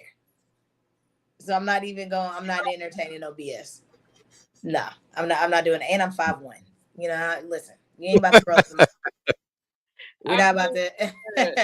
Yeah, no, for real. Like I was like, oh my God, like I've seen it. I was like, yeah, like I mean, I'm a coach, and I know sometimes like my thing like with officials, it's like consistency, making sure that the players are always safe. Like I even like, tell my players like go after the ball. Like I don't like seeing kids hurt. I get more emotional if I feel like the officials aren't keeping the space safe, because I don't want players to get hurt. But I do respect what officials do. Like it's tough. It's tough. And it's never going to be perfect, and I understand that. But yeah, it's a path that I would never do. And oh, would you officiate? You played the game. Like I remember, they came to our school when I was at McKendree. They actually, like, we had officials that came and talked to us. They were trying to recruit more women to officiate. And I was like, nah. Because I wasn't even anticipating, after I finished college basketball, I wasn't even anticipating, like, getting into coaching or whatnot. And, I went to grad school and I did that. But I never had any interest of officiating. Never. Don't ask me. I'm not going to do it. Have you ever had any parents get mad at you when you were officiating? Me? Hell yeah. Like, no, but like mad. Because I've been seeing some of these videos on Twitter of like parents cussing out these kids that are officiating. Oh man. Yeah. I remember I was doing an AAU tournament. It was 9U. They were 9. I want to set the tone. 9 years old. Okay. It was a championship game. I'm probably more experienced ref. I've been reffing for like 10 years. So, but my partner had not been reffing for that long. So there's actually a ref shortage. Okay, so it's a ref shortage. So he hadn't been reffing that long. I think I handed out in that game 9 technicals. Wow. I threw out 9 technicals. I ejected both of the coaches. That's ridiculous. The lady who's doing the books at the table is shaking because people are watching this. They are hawking the clock and the score. Right. So she over there shaking. At one point, she missed when we went into bonus, and I could see her hand shaking. I'm like, it's okay. Like there ain't nothing we can do about that, and nobody's paying attention enough to know right now. So I called the game when I was trying to administer the ball when they were taking the ball out. Typically, when you're taking the ball out, you need to make eye contact with your partner, make sure that they can see you about to administer the ball and bounce. All I saw, y'all, was this lady screaming in my partner's face. She was right here. Oh my goodness. Literally screaming in his face about whatever. I said, that's enough for me. I called the game. I was like, call. I said, game over. Game over. And that's crazy. First of all, let's just start the fact that it's a 9-year-old's playing. Look, whoever's watching, you can hate me right now. The biggest problem that I hate with basketball right now, one day I was on Twitter and I saw that first graders were nationally ranked. What? Like what? Kids. Hate me now. I said it. Like I had to get off my chest. I just, that for me, just it takes the fun out of it. No, 110%. I agree. It's kind of like with everything. Everybody has to be the first, has to be the best, has to be everything. This whole notion, you starting kids off so early that they gotta achieve perfection by the time they're 5. What the fuck for? Like they're 9, they're 5, they're 9, they're 10. Right. And they have this basketball. That's the best basketball to watch. Oh my God. Travel, everybody's on the ball. Like that's where it's supposed to be fun. Yes. And it can be fun because people are too busy trying to be perfect. These little kids, imagine being 6 years old ranked. You know what type of pressure that is for a 6-year-old? They over here trying to think they might have a bad day, like over some cereal. And now they get pressured about being number one in the nation. That or they're gonna grow up with their head being this big because they were ranked from birth, pretty much. Like that's too much. I'm more concerned about them YMCA at 6 years old. I have none special. Right. I was taking the ball and running down court. I wasn't dribbling. Yes. Right. Oh my goodness. It rhymes perfectly. Kids can't even truly develop love for the game like that. That is so true. Like it's so true. Like I think now exactly. We started early, but we didn't get to the later grades. Right. It went serious. I think now too, not only do people not appreciate the love for the game, because again, it's a pressure thing, right? You got to be good. You got to be great. You got to be great before you 10. You got to be great before you 15. If you're not in this league, then you're not going to go to college. You're not going to go D1. It's a tremendous amount of pressure on these kids, right? To be perfect.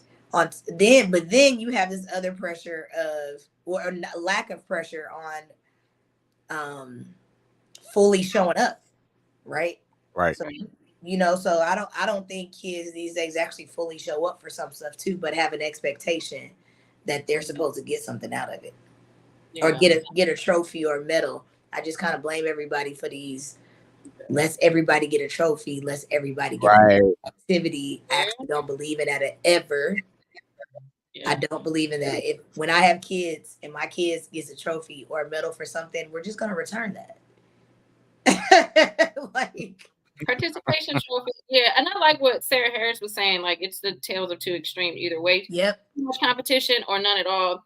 Like I feel like there needs to be even balance. You know, I think like I can only speak on my experience as a kid growing up. I played in the YMCA basketball probably like 2nd grade, and then in 5th grade, I was starting to get competitive. So, my dad, found a select team for me to play out in North County here in St. Louis, and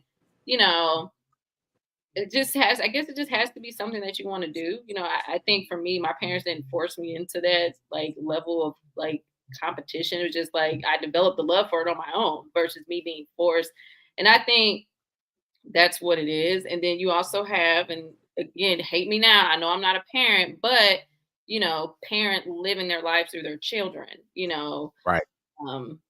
And like you see it, but like, I mean, it is a little bit of both, competition or none at all. Mm-hmm. I mean, obviously, like at the high school level, like, it should be competitive, but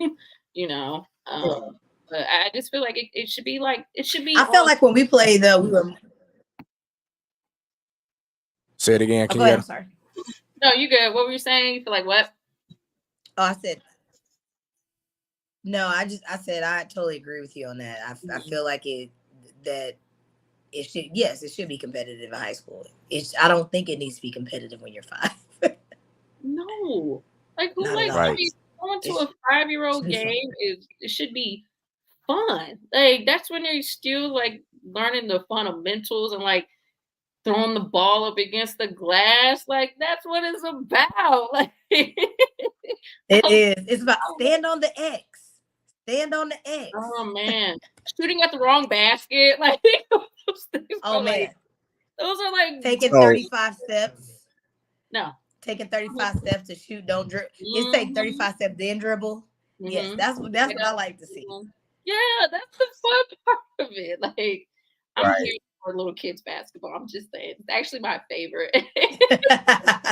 So Kenyetta, let's take it back. Because I explained this story to Joe and I believe other people in my panel about how small the school was, especially how small our gym was. Can you explain to those watching right now how small our gym was and how low the ceiling was in our gym? So the gym was so small. Yeah, it wasn't regulation size by far. We barely had seating in there. We had like one long bench, right? But it wasn't like you really can't have you can't have any games in there. The floor wasn't even, and all of that. But you know where we used to go after you left, Fred? You know, we used to go practice at Where? Soulard Market. You know, there's a gym above in Yeah, Soulard. I was there. Yeah, the times I So played yeah, with varsity. so we used to go play at Soulard Market because they got a regulation gym up there. It was dusty as all hell. Good I was little about to say the same thing. That like was you an just ice rink. sliding across the floor. Oh my God. When You I know what tell I'm you, saying? it didn't matter how many times you try to clean your shoes up. Doesn't That matter. floor was an ice rink. It The was slickest floor in history. slickest And that's floor in Yes. that's history. the worst thing as a basketball player. It's nothing like Yes. playing on a slick floor. Like I want to play defense. Why? No, And you couldn't. every time you're gonna travel, it doesn't matter. You're always gonna travel. No, like water under the shoes, wipe your shoes. It is awful. That is like the worst. Like if I have to pick like the one biggest pet peeve in basketball, it would be playing on a slick floor. Oh my God. No. It was. I couldn't take being at that gym because I couldn't do anything. It was like it was a skating rink / bowling alley. That's how bad it was there. That's how No, bad but it for real, was. y'all. That's where we had to go practice because our gym was small. It was small as all hell. Yeah. Oh, So we man. was so we were over in that gym. And And we then played most of the home home games was games that with the Salvation. Salvation Army. Yeah. Fun times there. And speaking of fun times, so I'm real big in regards to digging up some old stuff, going through some archives. So I do have some photos. Look at Joe, she's like, oh yeah, let's go. So I got some photos, and when I show these photos, Kenyetta, just tell me if you recall, these moments. Feel free to shout out anyone, whatever you want to do. But we're gonna have fun with this right now. So let's talk about this photo right here. I remember that. I'm Maria. Maria remember that. That was a good time. So we used to all take these team photos at Gateway up in the chapel, y'all. Take these team photos, and that was our little, something other than standing there looking hard. Because that's back in the day when you wear your stuff was big. Right, we barely did have an out of bounds. Now you ain't lying. Like those are true basketball shorts too, by the way. I'm just saying. Exactly. That's what I'm saying. We didn't wear this little short shit. We didn't do all that. No, shorts went through the knees. Come on now. Come on now. Come on. Let them know. Let them know what it is. Right here. We talking about it, man. Those are basketball shorts. Yes. And then don't let you get your little warm-up situation going, because your warm-up still had to be big. You know what I'm saying? Still had to, you couldn't nobody wear no tight warm-ups. You was like, you was about sagging like everybody else. Oh my God. With your Nike slide. Did you have like the breakaway pants? Did you have the breakaway? Yes. Because you had to have all of it. You had to have like the hoodie. You had to have like, you know what I'm saying? You had to have the gear. Okay. And it was like the hottest warm-up gear in your life. Like we already had I saw the jersey, like it was that shiny, thick material. Oh my God. Yes, but we had so much fun though. We had so much fun. Because when you walk on the court and your shit was together. Oh yeah. They can't tell you nothing. Listen, nobody can tell me anything. Nobody can tell me nothing. Oh my God, the breakaway pants. I remember I had a teammate, she was so nervous. Like she'll be like, do I have my game shorts on? And I'm like, oh God. Do you? Lord. Like, that's crazy. That was like one of my teammates' like biggest fear. I will never forget that, because it was such a big deal. We're like, wait, like what do you mean? And she was like, I'm nervous. And we're like, well, just check this. She had her shorts on, but she was just like, what if that happened? I'm like, well, Allen Iverson era, heck yes, headbands, and we had the thick headbands. Right. Oh, but you remember the Allen Iverson basketball shoes? By the way, they were the best basketball shoes. The absolute best. I don't know if they had memory foam in them, a little extra bounce in the them Allen Iversons was the best. I had almost all of them, and all of them were the best playing. All right, so I got some more hits for you. Let's talk about this picture right here. So y'all, I used to play in my glasses. I didn't wear contacts for a very long time, and I always played in my glasses, and damn glasses got knocked off so many times.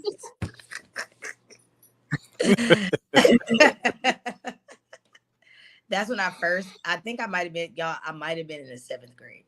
7th or 8th grade. And shouts out to Makita. I ain't seen her in Yep. years. I hope everything's well with her. But yeah, I know, like right? when I saw this photo, I was like, man, that takes me back to the hallway right there. Oh, just a fun time. And so before school started, we used to like get at it, hooping every morning before the bell rang. Like Mr. Watkins, shouts out to him. He had to get everyone out the gym. It's time for class. Like we Sure would go did. at it every morning. Boys and girls was playing together. Like Yep. it was serious. It was that deal. Like I said, Gateway was definitely a basketball factory that people was stepped on. Look at Sarah Kosh says I Sarah don't Kosh Harris. know, Sarah. Keita. I don't even get the nickname Tata. I can't remember. Uh-oh. I think Sarah, one. go ahead and leave the comment. Let us know where Tata I remember I got that nickname. Let us know. Now, I know this next picture is probably going to mean a whole lot to you because of who's involved with you on this photo. So just explain this photo right here. That was senior night. That was senior night. That was my dad, my mom. My mom came through with these. She got me some balloons that had like my name on them. And man, that was the last time I played in high school. Well, at home game. This is a great picture. I need to get this framed. I definitely need to get this framed. Y'all, I just want to let y'all know my dad was like Gateway Christian's dad. He was a dad to everybody. Because he was retired. So my dad was 50 when I was born. Right. So he retired when I was 5. So he had time. So he was everything. He missed nothing. And I'm still just like stunned off of what you told me earlier about him following me to the V. Like that's dope to hear. People who you had no idea was following you on your path, as you're getting older. And so that was definitely dope. And I brought him up earlier, but yes, I was under Floyd Irons at the V, but my favorite basketball coach of all times is this man right here, Travis Watkins. How much did he mean to you during your basketball time at Gateway? A lot. I mean, so it's funny is I went to the same. I never traded schools, y'all. So I've been to the same school. I went to Gateway Christian from the time I was 3 to 18. So I never went to another school, and so Mr. Watkins seen me from like 5 to 18. So he's seen my progression in sports, and then just growing up. He was ahead of in there, so it was crazy, right? Right, everybody loved my dad, yes. And so yeah, Mr. Watkins taught me a lot about the game. Definitely taught. He was the first person to taught me to know the rules, like to understand the rules of the game, not just to play the game, but understand the rules of the game. Yeah, and he definitely made it fun. Yeah, he definitely made it fun. Just doing gym time, he was so creative with different activities for us to do. I know Brittany, I know you're real big in regards to providing kids different activities to do at gym. That's how Mr. Watkins was as well, man. We had so much fun during gym time. Something else though about Gateway, real quick. I think we were like the only school that had a different mascot name for different sports. Like for instance, we were the Eagles the whole time. What were the other mascots we had? No. Because when I played baseball, we were the Gateway Athletics. You didn't even know that. I didn't even know that. So each player, so we all had the Oakland A's cap, and we had green jerseys that had Athletics. What was but that? I don't know. That was during my time I was there. I don't know if it changed after I left, but no, during my time when I played baseball. So basketball, track, volleyball, soccer, whatever else, it was the Eagles. But the baseball team was the Athletics. And that's terrible. When you said athletics, I'm thinking that's what they call, like back in the day, track and field used to be called athletics, but baseball. All right. Yeah, that's weird to me. Dang, I didn't even know that.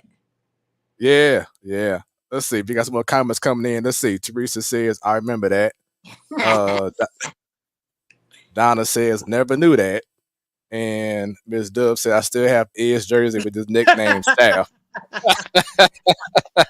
So it looked like in the basketball jerseys, it was red and white. So you're telling me not only did you have a different name, you guys had different school colors for your baseball team? Sorry. Yes. And our gym, thanks to Travis Watkins, loving the Charlotte Hornets back in the day, he painted our gym white, teal, and purple. He sure did. He sure did. Man, they was in Gateway doing whatever the hell they wanted to do. Man, but once again, fun times. Let me see. Another comment just came up. Yep. Teresa says yes. Yep. Because one day we all came to school and we like, coach, what's going on here? What's up with these colors? Where's the red and white? Now he loved the Charlotte Hornets. Joe, this was before your time when we used to wear starter jackets. Right.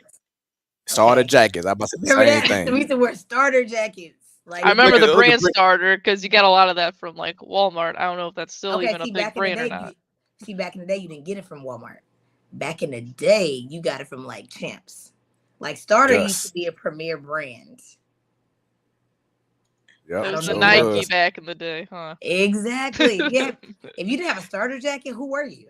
Who were you? If you were not walking around with a Bulls jersey, a Bulls jacket on, a Charlotte Hornet, like whoever, who were you? You were nobody.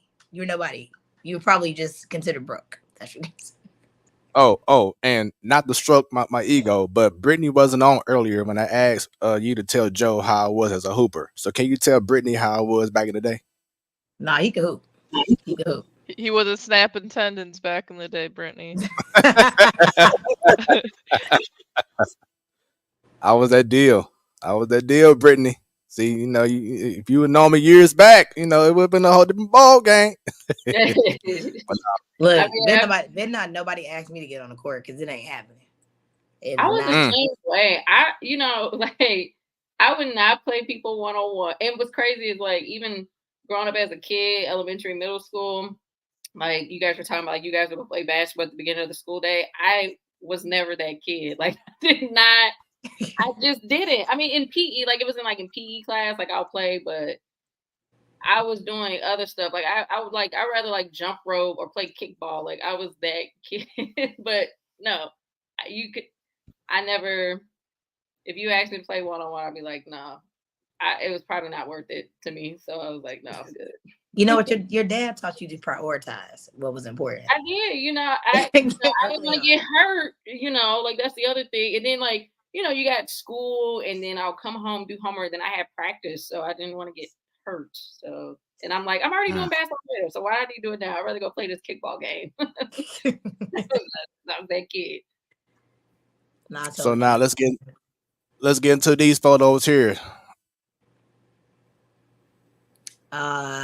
Yes. So this was basketball and we won. I think I do recall this might have been the state championship. And I think I was on the All-Star team here. That's dope. One time I was an All-Star team, y'all, and I didn't even realize they called my name because I wasn't paying any type of attention. I was up in the bleachers running my mouth. I was just talking. I was like, yeah, that was so funny. And they was like, Kenyetta, they called your name. I was like, who called me? Had no clue. No clue. On the All-Star team, didn't even hear your name. And I see Mo Gaudet. Shouts out to Melissa Gaudet. Just tell us about her skills on the basketball court because she was a beast Mo too. Used to kill it. Yeah. Mo used to kill it. Yep, state versus championship versus in the Heartland. Yeah, no, Mo used to kill it. Mo popped that 3 on you real fast. Ain't see what was coming. Right, her and that left-handed shot of hers. I was like, I don't know how you made them shots, but she sure did. Every time she showed me. And then we have this photo here. This is probably when I got on All-Star team and didn't realize it. But this was good times, man. It was a good time. These kids, they were playing. That's what I'm saying, man. I don't feel like the kids these days have the heart like we had when we played. I don't necessarily see that type of activity. As a ref, I see too much crying on the court. Not crying, and especially because, but crying because you didn't get you went up for the layup, but you went up for the call and not for the shot. Yeah. And I've been saying this too. I've been saying that this generation has a spoiled mentality. If they're not treated like they're number one or they're the best thing smoking, then because I think you brought up earlier, about the mentality of they don't have it all no more. They don't have that passion because they have the spoiled mentality of their upbringing of someone telling them that they're the best ever, and you just in first grade, like what Brittany brought up earlier, being ranked already, whatever. Yeah, it's just too much going on. It is, and I also think a lot of it has to do with they're always looking for some type of validation. Yes, right. It's like, I stress this a lot. I tell my players this all the time, and they hear it from me a lot. Like, I've always played on the highest level. I've never been on a B team. I played varsity my freshman year. I played in college. Like, I didn't sit the bench. I played. So I try to tell them, if you want to be good, you have to work. Like, for me, and I think also social media plays a big part in that too. Yep. It's like, oh, I'm only going to post this if I have a good highlight. It's just they look for certain validation. And for me, I want it to be good because that's what I wanted. Mm-hmm. I didn't do it because mom and dad or for, and then now social media again, oh, how many likes can I get off of this? Mm-hmm. I think that they seek it in the wrong way, it is, too much entitlement. They're entitled. And then also with basketball, I dealt with this as a coach. It's basketball is a team sport. If you think you can beat a team by yourself, one against 5, that ain't happening. Yes, I agree with that. And, and that's the thing, again, as a coach, I've coached a season where I had 3 players that try to outdo each other. It's why are you doing that? This is a team sport. No, we're not doing that. My thing is if you want to be the individual type, there's a bunch of individual sports you can do, but basketball, it's a team sport, and then the other thing, I've had players come to me oh, coach, I want to score 1,000 points. That's a goal. It's so it's just crazy because I would say the things that I've accomplished was just me playing team basketball. I didn't go in saying oh, I want to score 1,000 points. I scored 1,000 points in high school and college, but that wasn't a goal. I just went and played. I worked hard. If I had a great game, I had a great game. If I sucked, I was all right, what do I need to do? Get over it. I had short-term injury. No, I totally agree with that. I had a 9-year-old. I remember, again, I had a 9-year-old come and tell me that I did a poor job. 9. Whoa. 9. Yeah, first off, I told a 9-year-old, get out my face. I'm an adult. Don't you ever approach me. I'm an adult. Whoa. Let's start there. But that's exactly what it is. I think, you get in, which basketball is one of those sports you get in, what you put out. Mm-hmm. Understanding what your role is on the team, and understanding you can't play at a D3 level and think you're about to go D1. I had to actually have a real conversation with a player, and they should remain nameless, but the conversation went, I seen him. They playing at a camp, and he was like, I want to go D1. I said, okay, what does that mean though? Are you doing everything you need to get there?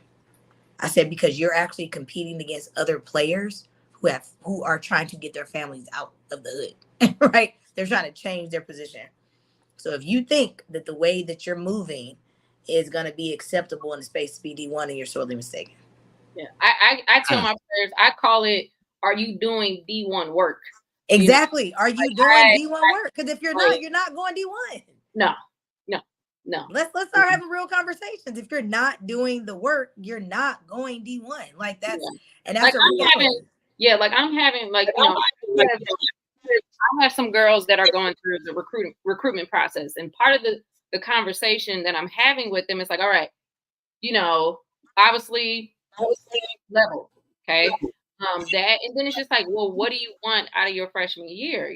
Like, I've had to have tough conversations with kids and parents, like they really want this school, but that school is not showing interest, but these schools are. And I tell my parents and players, hey, don't be out here big timing people.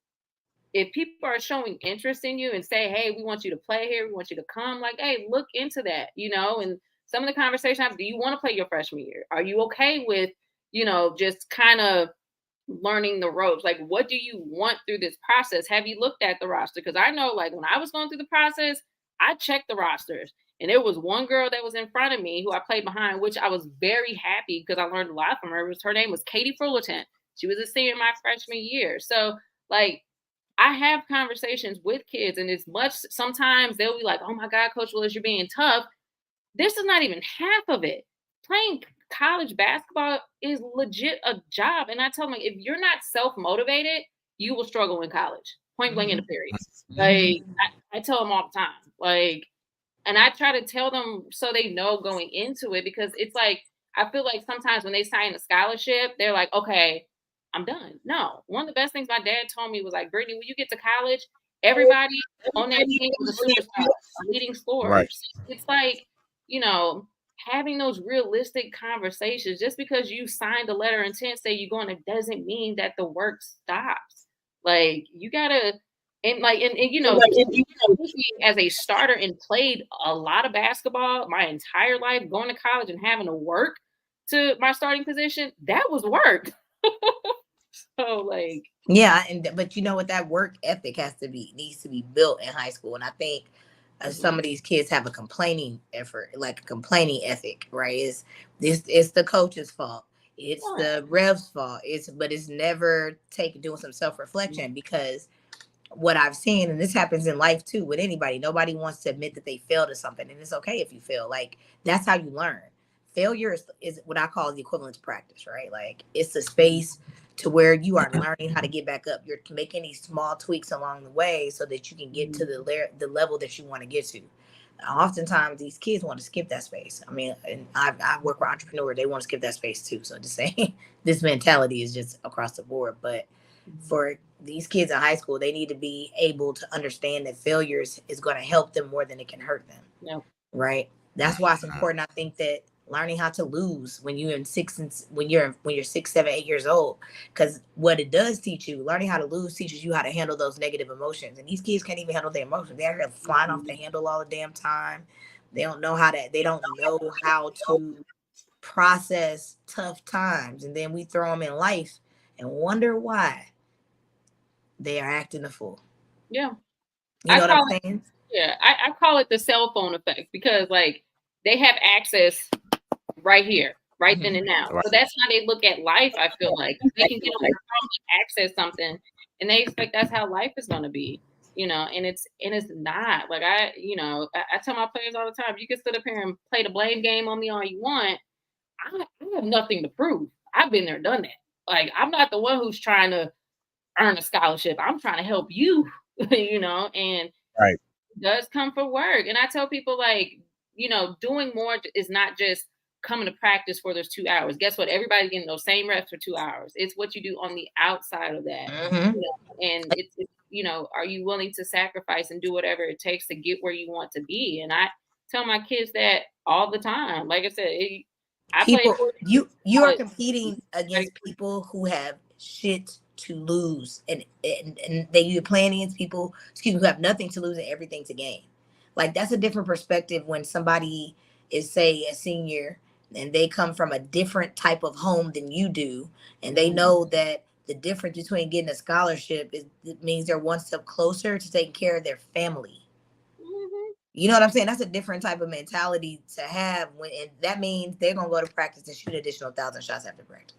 Absolutely, because they're probably gonna their family, if they can, or if a coach has seen their talent, they've probably invested in additional activities outside of what they're doing in practice, right? So you have that. I had to tell a player that, like, you need to understand that the competition you see on the floor is just a bit of the competition, right? It's just a small portion. You're playing against every other person in the country. Yep. that wants the same spots as you. Mm-hmm. You know, so you got to figure out where you fit and be realistic with yourself early on about what that looks like for you. Yeah, and levels to me doesn't matter. You know, like I tell people all the time, there's a college out there for anyone. You know what I'm It saying? sure Like is. I was recruited, minor D1, NAIA, Division II, and I just wanted to go where I was most happy, where I can get an education and hoop. That's all I wanted. And like you were saying, like people out here competing for scholarship. I knew my parents could afford college. So I'm like, I love the game of basketball. I'm gonna use this as my ticket to get where I need to be, and that's what I did. I worked extremely hard for it, and to add on that, like keeping that scholarship. You know, every year I felt like my coach was trying to play me all the time. She'd be like, "Oh, I'm bringing in a backup point guard." I'm like, "Okay, backup point guard and did nothing." But you know what? When you talk about knowing the rules, right? Knowing the rules of athletics, knowing that your scholarship is always up for grabs, right? Like it ain't promised just because you sign a letter of intent. Like you said, the work begins to keep your scholarship every year.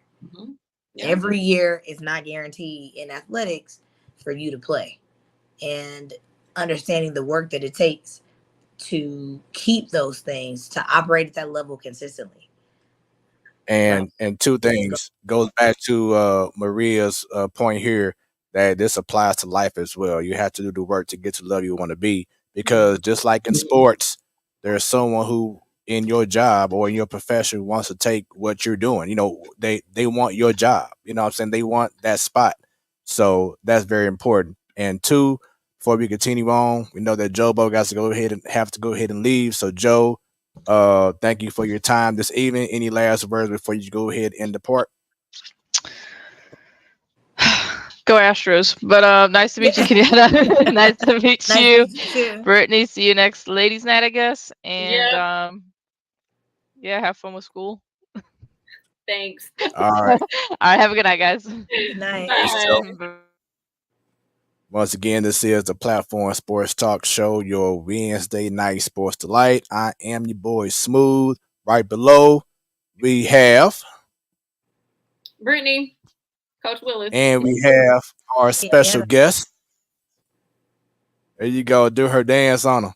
Let's see. BJ says kids aren't as hungry as we were. They have this microwave mentality. Look at Brittany. So BJ, y'all, that's my cousin. He's a coach. And they don't have it. They just don't. Like it's very different. To me, think about what you see in the NBA versus what we saw when we were growing up in the NBA. Oh yeah. Like, Brittany, if we were in the NBA, we're gonna hate each other. Like, I don't like you. Oh yeah. And it's gonna be visible on the court that I actually don't like you. It was personal. You know what I'm saying? Personal. I hated it's everybody. Always personal. It was personal. When they get on the court, and these kids get on the court, they dapping it up. You dap after this game. Yeah. Y'all best on the court. Right. We not friends. And the other thing too that bothers me, like after for me, like I hate losing. I hate it. And there are times, like I remember, I will never forget, I think this was my second year coaching. And we were playing Lafayette and we came out like on fire. Like we were playing like a really great game. And we've always struggled like second quarter and then after halftime. And we were up by 4 points going into half. And I'm like, okay, like I know we had some up and downs, but like, I mean, we're in the locker room looking like we lost the game or something. And we did end up losing the game. And I remember I was so mad. And our locker room's upstairs. And I'm standing at the bottom of the steps. My kids are up there laughing, joking around. And I'm just like, we just lost to a team that we should have beaten. And I was so mad. I just went up to the locker room. I said, see y'all tomorrow at practice. And I left. Because first off, ain't no way the practice, they would run the laugh out of them. They would never laugh again when they lost. It's just not a possibility. You don't sit up here and laugh after you got your ass kicked by some team and you lost by 2. You know that's worse than losing by 30. Personal. Right. Like, it is so personal. Like, I tell my kid, I shouldn't care more than you. I can't go out there and do it for you. Like, and that's like the other problem too. Like these kids lose, they're like, oh, it's just a game. No, because I one of the biggest lessons I learned this past season, and I told my kids too, every game counts. Because when you get in those districts meeting, because look, whoever's on this platform, you're gonna hear it from me first. We got screwed. We got screwed. You know, we played a team, we lost by 2 points, and it was on a last second layup. And I went in this district meeting, and she was like, we beat them by 2. And I'm like, on the last second shot, knowing we were the better team. And I said, I'm like, we're the better team. It doesn't matter. And I told my kids, and they were pissed. They're like, why did we get this seed? It's because we can't take games for granted. Because going into the district meeting, you know what they look at? They look at common opponents. Oh, we play this team. We beat them by 10. Y'all lost by 5. We got the upper hand. I tell my kids, hey, you can't take games for granted. Yeah, practice and film it was brutal. It was brutal. And we watched, and they sitting there like this. Pouting. Don't care. We gonna watch it, ugly or not. Like, no, like it's like, and I sometimes fear for me, and just speaking honestly, I just fear, like, I love this game so much. I am not going to let this mentality just kill. Like, I will walk away from it before it just kills my mentality. And I and not a lot of people know that, but I had thoughts about it last year during my season. Because I'm just like, I love this game way too much. And if this is what the mentality is going to be, regardless how much you preach it, how much you tell these kids you've been through the process and stuff, it's not worth it to me. Like, it's not. It's because to me, you don't want to work anyway. Yeah. Like, so it's a thing of, if you don't want to work, that's a waste. That's actually wasting my time. Yeah. Right? But I'm not going to drag you to go win a game. In my mind, I'm not going to do that. You got to be here because you want to be here. Yeah. I remember I was coaching these middle school girls, and their mentality to win was just on 10, right? They just needed a little bit of guidance to guide all that tension so they can channel it into winning some basketball game, because they were actually soccer players. And they did it.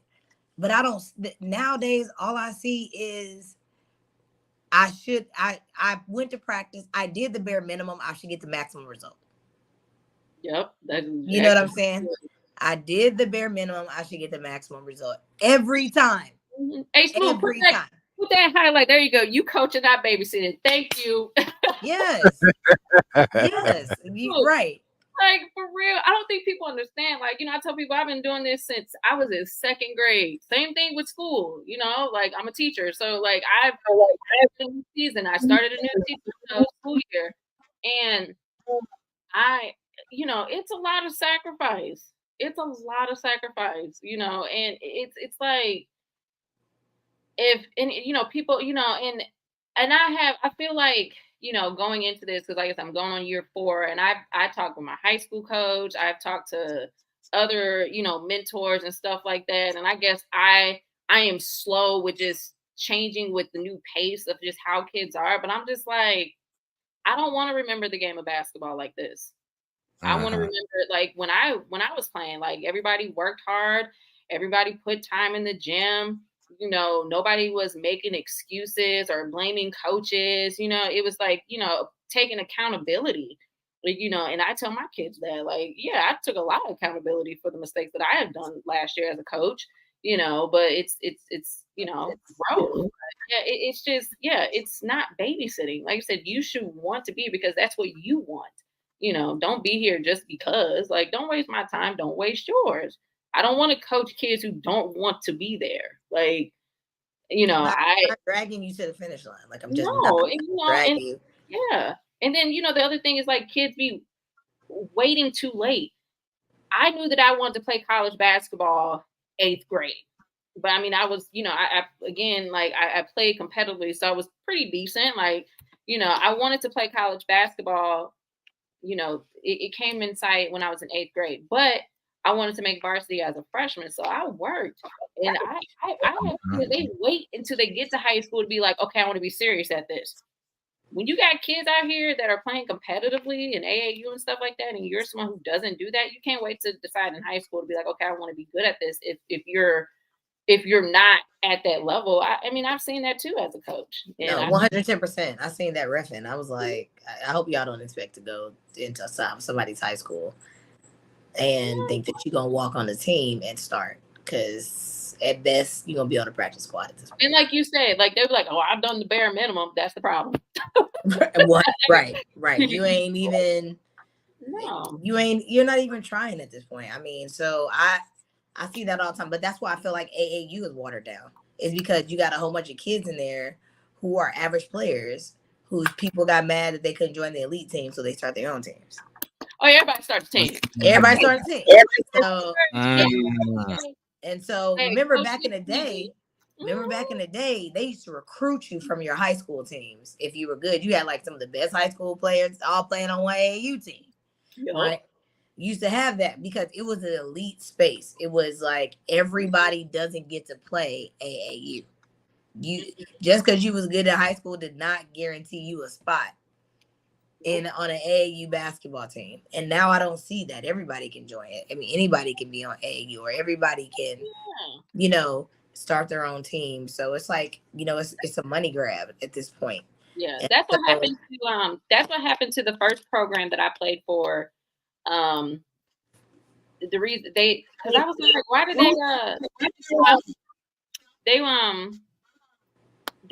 so this team that I played for was up in North County, and it was a great program.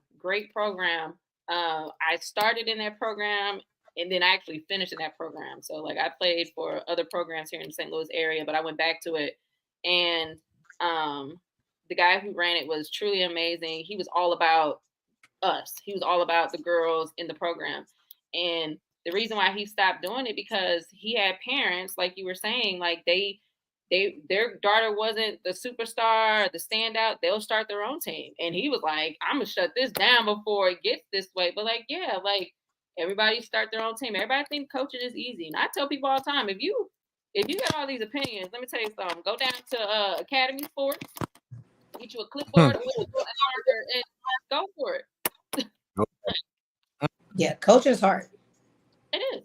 It's very hard. So let's shift gears just for a moment from being on a basketball court, Kenyetta, and this is a photo that I definitely been looking forward to showing, because yours truly is also in this photo.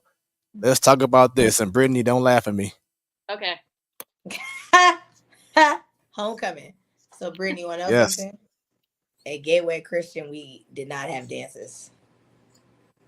No. Nope, we never had a dance because we were Pentecostal school. They didn't believe in dances. And so we would just vote who would become homecoming king and queen at every grade level. Oh, wow. So that's what you see. And that's truly on the front row on the left. That is yours truly. That was a homecoming king. Shouts out to Rashawn Devine. What'd you say, Brittany? When I was looking at this picture trying to find you, I found you pretty quickly. right Stand there. out. Right there. But no, just so many people on this pic. I was like, man, this is a dope photo. Kenyetta is, let's see, where you at, Kenyetta? I saw in you the earlier back because on this I didn't photo. win, so they put all the there you go. in the back. Okay, top left. Yep, And it ain't like I'm tall, so I don't even know. I was like, y'all could have just kept me out. Right. So disrespectful. Disrespectful as all hell. Yeah, I think I won homecoming king like twice during my time there. So yeah, I was doing it up back in Gateway Christian days right there. Some fun times right there. Also you have this photo during your volleyball times. I did not care about volleyball at all. I could care less. We were horrible volleyball team. Like, let me be very clear about that. We were horrible, and I did not care. I think I saw a comment on Teresa, I did not care. Like, I did not care. I definitely did. That's the sport that was just training me, getting me in shape for basketball. I didn't care about that. Is it true though? Because I had a player who played volleyball, and I told her, I said, "Hey, make sure you come into the season in shape." Oh, we run, coach. We get in shape. She came to basketball season out of shape. No, we ran a lot. Okay, well, I think that's what they need to. No, we definitely ran a lot. We did a lot of things. Now, Brittany, Kenyetta said earlier that she should have taken track more seriously, and I got to show this photo right now. Oh, no, I used to kill it in track. I was fast. I'm pretty sure had our school been bigger, and if my school had been bigger, I would have got a scholarship. Yeah, my school was bigger, I would have got a scholarship. Definitely. Man, yeah. I would have played. I should have. I think I should have. I was busy playing, basketball and baseball and everything. But I think I should have took track serious too. I never did track. I mean, the crazy thing, I love to run, but I just never did track. Let me see here. Maria says Kenyetta was a beast in track. Okay. And then we got this photo. So I think this was a track team. Yep, we were going to a meet because we had them Gateway track shirts. You can't tell us nothing. You can't. Let me tell you something. If you didn't have the good ass uniform when you play any sport, why were you playing?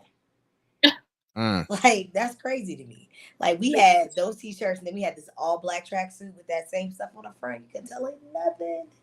All my stuff used to match. It was great. That's the one thing. You know what though? I don't really feel like, I don't know if you feel this way, but this is why I love team sports, right? The camaraderie that you have with your team. Mm-hmm. You know what I'm saying? The ability to understand what, sports teaches you a lot of different things. Like, it teaches you how to be on the team. It teaches you when to lead and when to follow, when to step it up, when to pull it back.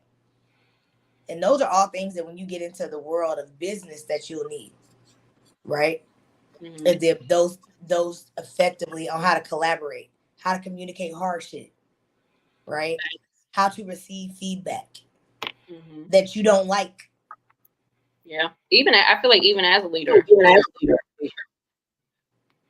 I tell, I have players, everybody wants, not everybody, but I have kids that feel like they deserve to be captain and want to be leaders. But I'm like, do you not realize what comes with that? Like, you got to be okay with pissing people off. You're going to be, you got to take ownership, accountability, but, everybody wants certain things. And that's, like you said, like being on the team, it does teach you a lot. But I feel like you just have to know yourself, because there are certain roles that are involved in the team. And if you say this is what you want, but you can't portray that, got to be careful what you ask for.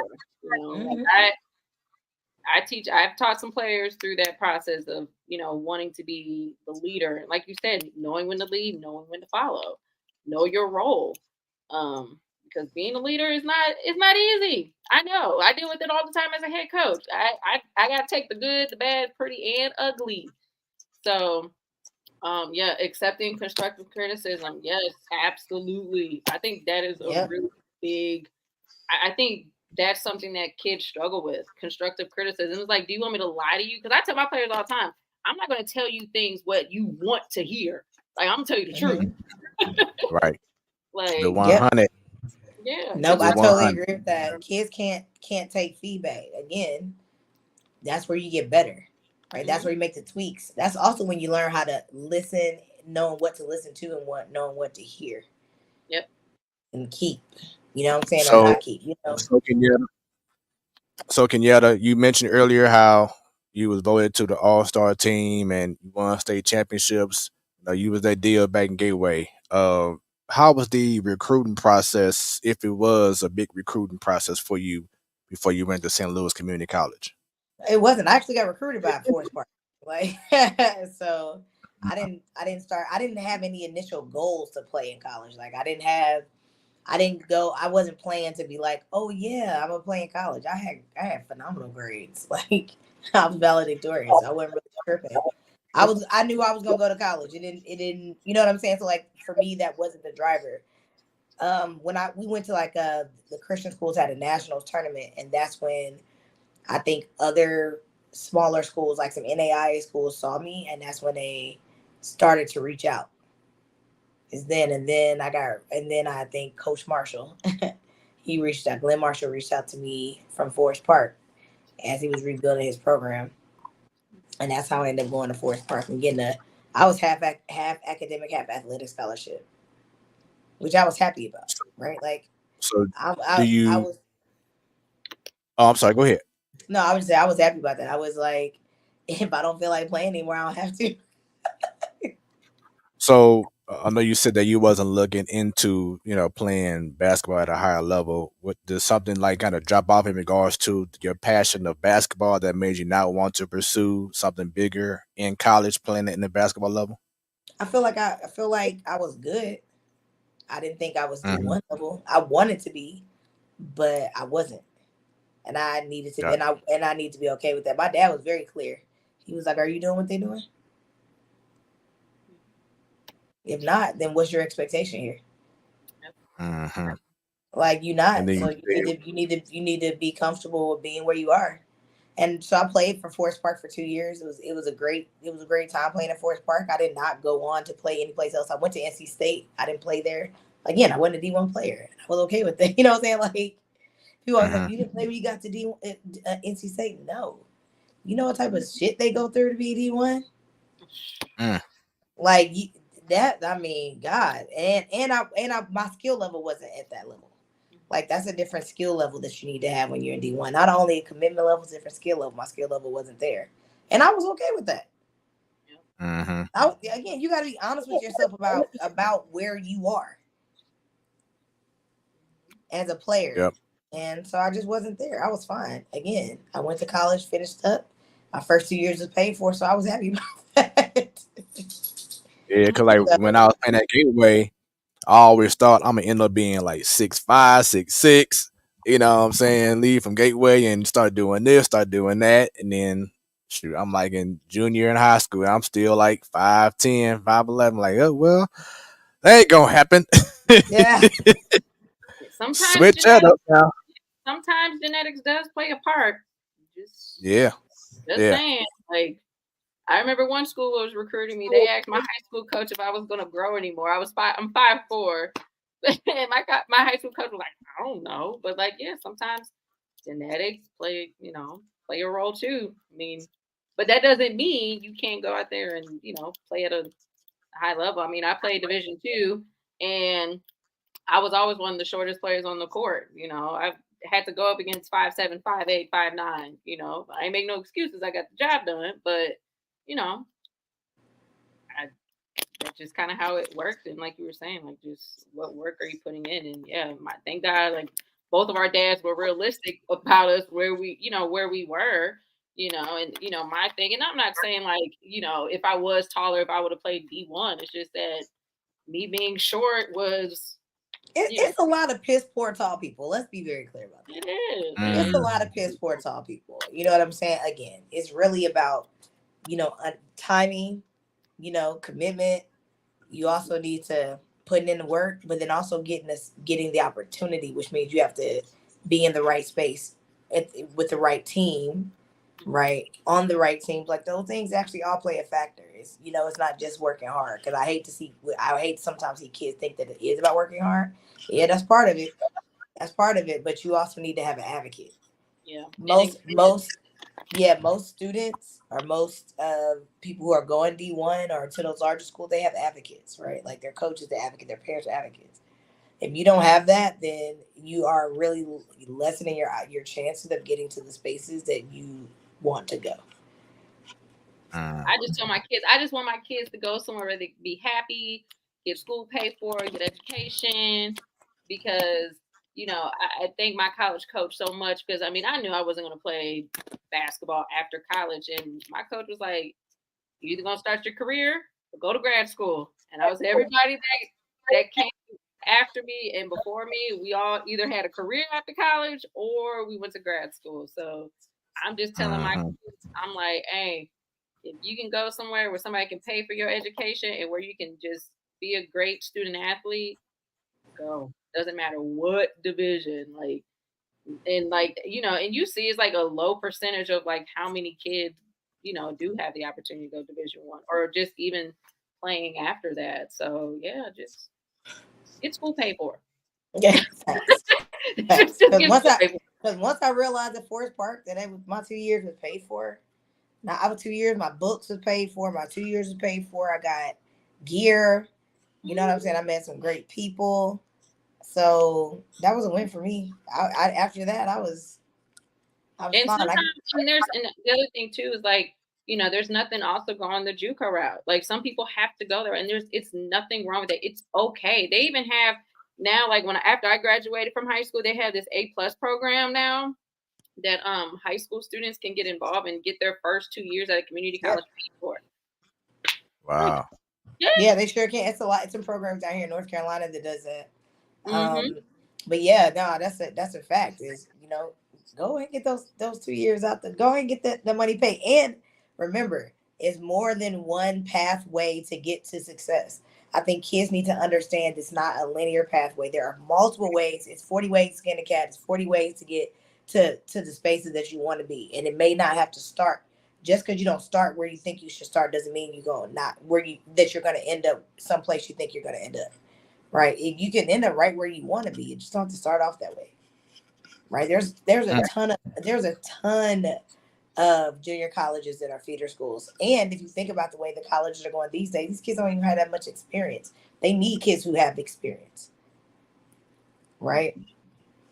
Yep. So just understanding, like, again, knowing the landscape is very key. These kids don't know the landscape. It's like they don't know the rules of basketball, right? You don't know the rules. You don't know how to break them. You don't know how to play around them. You don't know what to do. If you don't know the landscape, you don't understand the opportunity that's on the table. Excuse me, opportunities that are on the table. You might think it's one opportunity. It could be 10. But you don't know the landscape enough, and you don't have any guidance with that landscape. Because if your parents don't know, again, not being an advocate, then that means you're highly dependent on your coaches to be that. And then that's not always a guarantee that your coach is going to be your advocate for you. Yep. So Preach. Just understanding advocacy, right? I mean, like parents, like, yeah, there need to be some classes for them in general, right? You want to foster a better relationship with your kids, start understanding the landscape and setting realistic expectations. Get off their backs. Be a parent. Stop trying to be their coach too. They can't do both. A lot of them can't handle both. Or best friend. Coach or best friend. For sure. And a lot of, with kids already having this lackadaisical attitude, there is this upswing of perfection too at the same time. Like they're combating a lot of this at this point. You need to have 30 hours, 40 hours extra credit. You need to play extra. You need to have extracurriculars. You need to get straight A's just to be deemed great. Good, not great, good. Right? So you have those things that play into the factor too. They don't need to come home to that. Kids still need to be kids.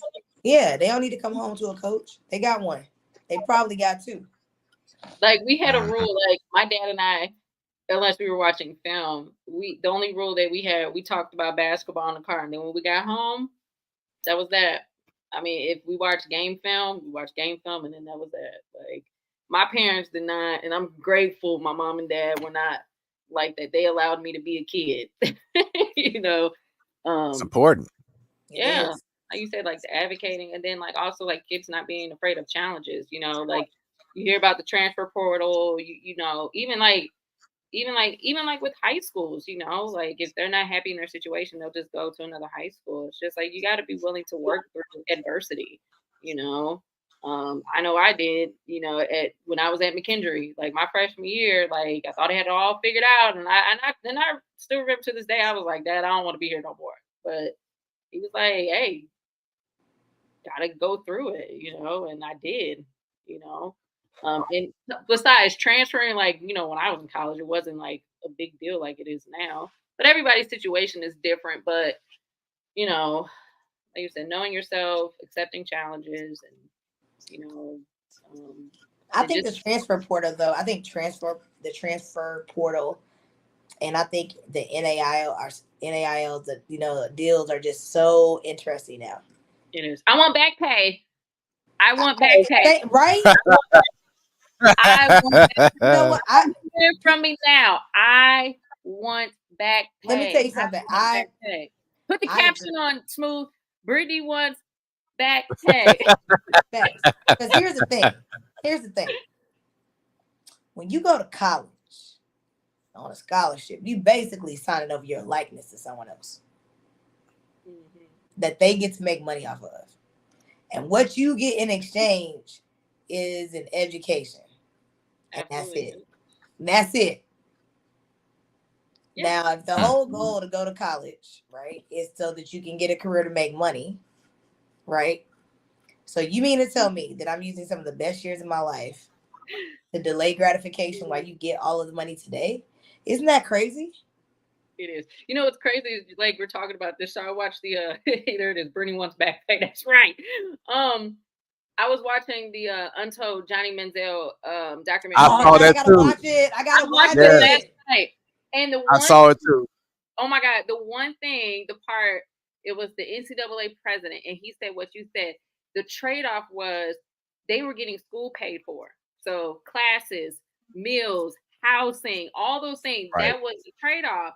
But like after when I watched that documentary, I was like, dang, because when they were talking about Johnny Manziel, he went to Texas A&M.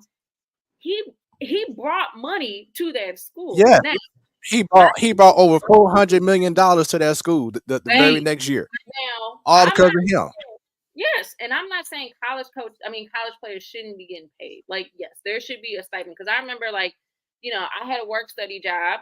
Again, yeah, my parents helped me out, but like I had a work study job, so it worked perfectly. My second year, I was an ambassador. I would give tours. They told me I had to stop working, and I'm like, how am I supposed to make money? And they're like, well, you're on full scholarship, and like you telling me, like I was told to stop working, and I'm like, but see, that's the thing though is, but that president in that documentary, he said, as long as he's president, because people were asking, like, do you think they should get paid? And that NCAA president at that time, he said, as long as he is president, ain't nobody getting paid. And I was like, dang. But you know what? It's sentiments, but it's sentiments like that, right? Where you're, again, you telling specifically, let's talk about basketball, and let's talk about it in the context of Black folks, because majority of basketball players are Black, right? That you're telling people who are in their prime years to go that they should be grateful that you pay for an education that does not guarantee an ROI. Mm-hmm. When somebody gives you a scholarship, they have the high probability that you're going to get them an ROI, and they pretty much bet on that by giving you a scholarship, and they've leveraged that bet to networks, right? And then they tell you as a player that you should be grateful that you're here, and you should be grateful that we're paying for tuition, when 9 out of 10 times they're probably paying some in-school tuition. The dorms ain't all that expensive in comparison to the money that they're making off these kids' back. It is a drop in a bucket. So when somebody says that to kids in their prime years, also knowing and fully understanding that the whole goal of going to college is so that you can get a career, make money, well, they got a career they should be getting paid for. They should be making money off their likeness, because you are. Oh yeah. It's not even trade. Like, so when I think about that, I'm like, what's the trade ain't trading to me. You know what I'm saying? I like to call math ain't mathing. Right. The math ain't mathing. It's not that type of math don't math to me. So because what you're telling kids that they should be grateful, right? Uh-huh. That you gave them something. That's a slave mentality. Oh yeah. Ain't no way. Ain't no way in hell I'm gonna send my kid and say you should be grateful for something. You work to be here. You are putting in a 40-hour week on top of your school in order to be grateful. Y'all, please. No. Yeah, no. That's enough for me, Doc. That's enough for me. When that president said that, when I was watching that documentary last night, he was like, as long as I'm president, that ain't happening. I was like, it was kind of like a slap across the face. I was like, dang. Yeah, right. but you know what? Somebody who, because they're so used to holding the power. Now the kids have some power. It's you think about you think about how much these colleges make off, like, March Yes. Madness, everybody got a bowl game. Like there's so much money that's being pocketed. And then again, I'm not hating, but I'm a teacher. I should be making more money than what I'm making right now. But we're gonna say that for another time. But just saying, there's so much money being involved. And also think about this too. You kind of also think about like the people who are in those higher up positions. Did they ever play a sport? Did they ever? You know what I mean? Like you also have people sitting in seats. It's the same. It's the same way. But you got to remember though, athletics.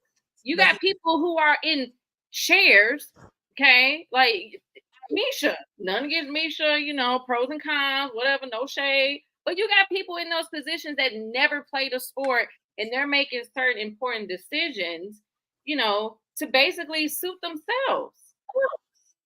Well, so yes, and so what I always say to that is like understanding how money flow in college is like overtly important, right? Because athletic programs, they're basically, they're giving there's money that goes to the school, but those monies are poured back into the athletic program. That's why these athletic programs at these larger universities who have stellar ones have these bomb. Well, yeah, especially sports like football and basketball. Those sports generate.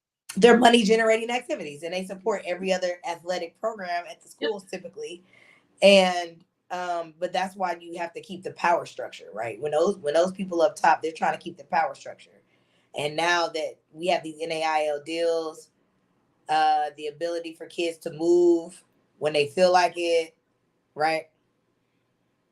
No, they're not majoring anything in substance because it interferes with basketball.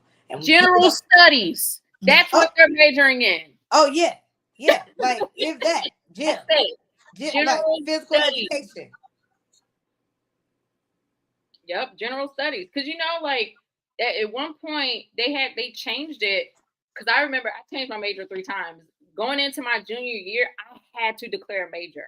So they did change. Like, I mean, if you're still in school, I mean, some kids, depending who you are, they'll go their first year and then they're trying to go professionally. But like I remember, because like I said, I played NCAA Division II. Going into my junior year, I had to declare a major.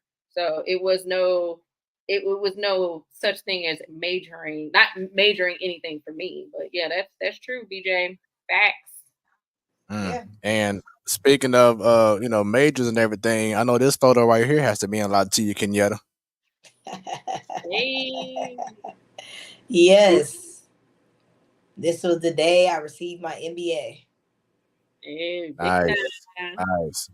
And this was at NC State? No. So I finished up my undergraduate at NC State. I went and received my MBA from UNC. So Keenan Flagler, the top 20, is a top 20 program. Oh, nice. That's what's up, man. That's definitely dope. And as we wind down this incredible interview, in which these ladies have been dropping knowledge, y'all. If y'all just tuned in, these ladies have been dropping some jewels. Someone wants back pay, triggered by students and players not showing passion in what they want to do in life or on the court or whatever. These ladies have been dropping some gems tonight. I hope y'all have been enjoying. We've been. Oh yeah, y'all two are like y'all two need your own sports talk show. Right. Cause I got a lot to say. They got a lot. Man, I love it. We can make it happen. But Kenyetta, I do want to get into. I know you say you are a referee, but you also are a CEO. You a boss. You doing your thing. Tell everyone about the Katalyst HQ and what that's all about.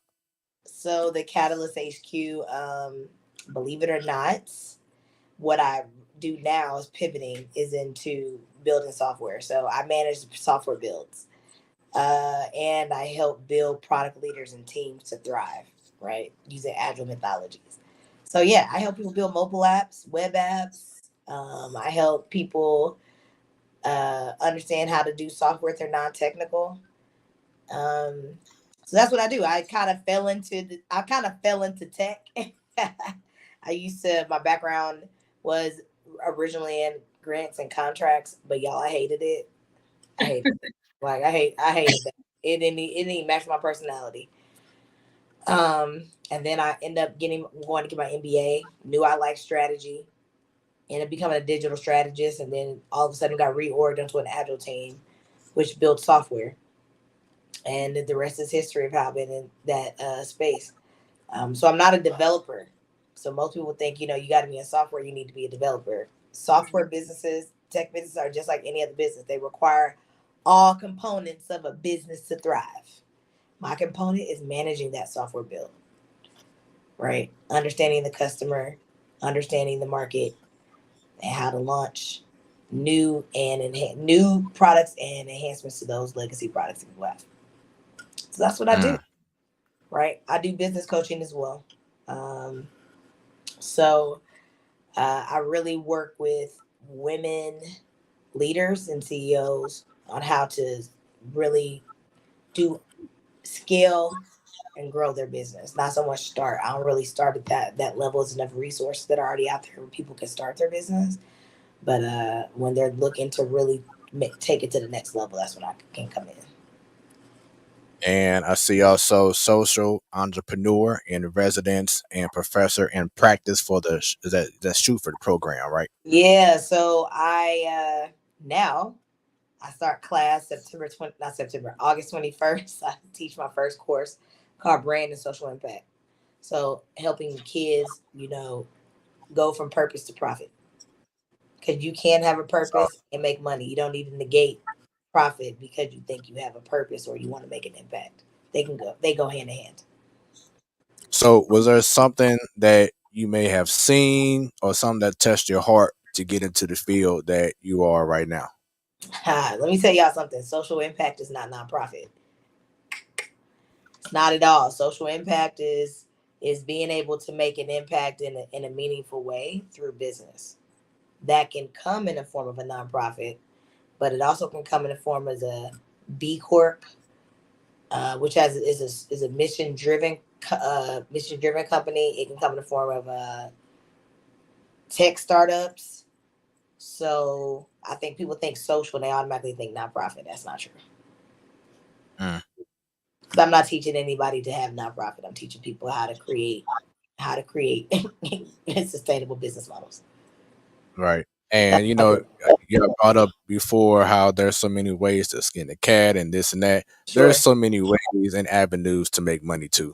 You know what I'm saying? And 100%. It's very important.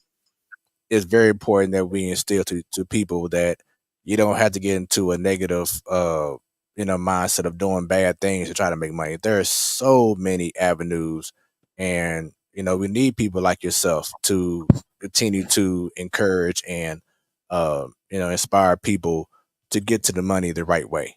So I hope people who's watching this right now. And be clear, you never know when the laws might change and what was illegal becomes legal. Right. So, I hope for those watching right now that they're seeing what, you're doing, and it can be a light bulb to be like, you know what, let me, find ways to have people work on getting a profit on their own and all being bosses. Cause like I said, there's money out there, and it's just really amazing to hear your story from where you came from back in Gateway to what you're doing now. And that's definitely the reason why I wanted to have you on the show tonight, to catch up and to have your story told. And we've had a lot of great comments. The interactions have been crazy.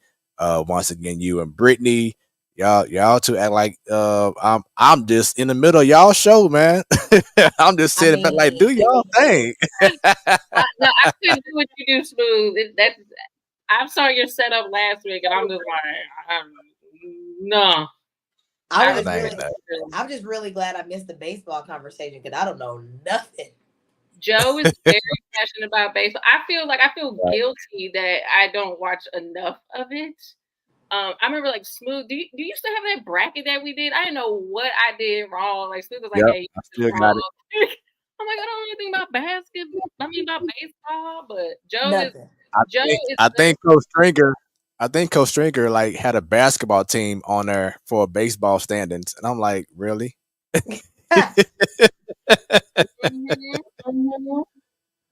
But no, it's all good, man. But once again, this has been an incredible time, Kenyetta.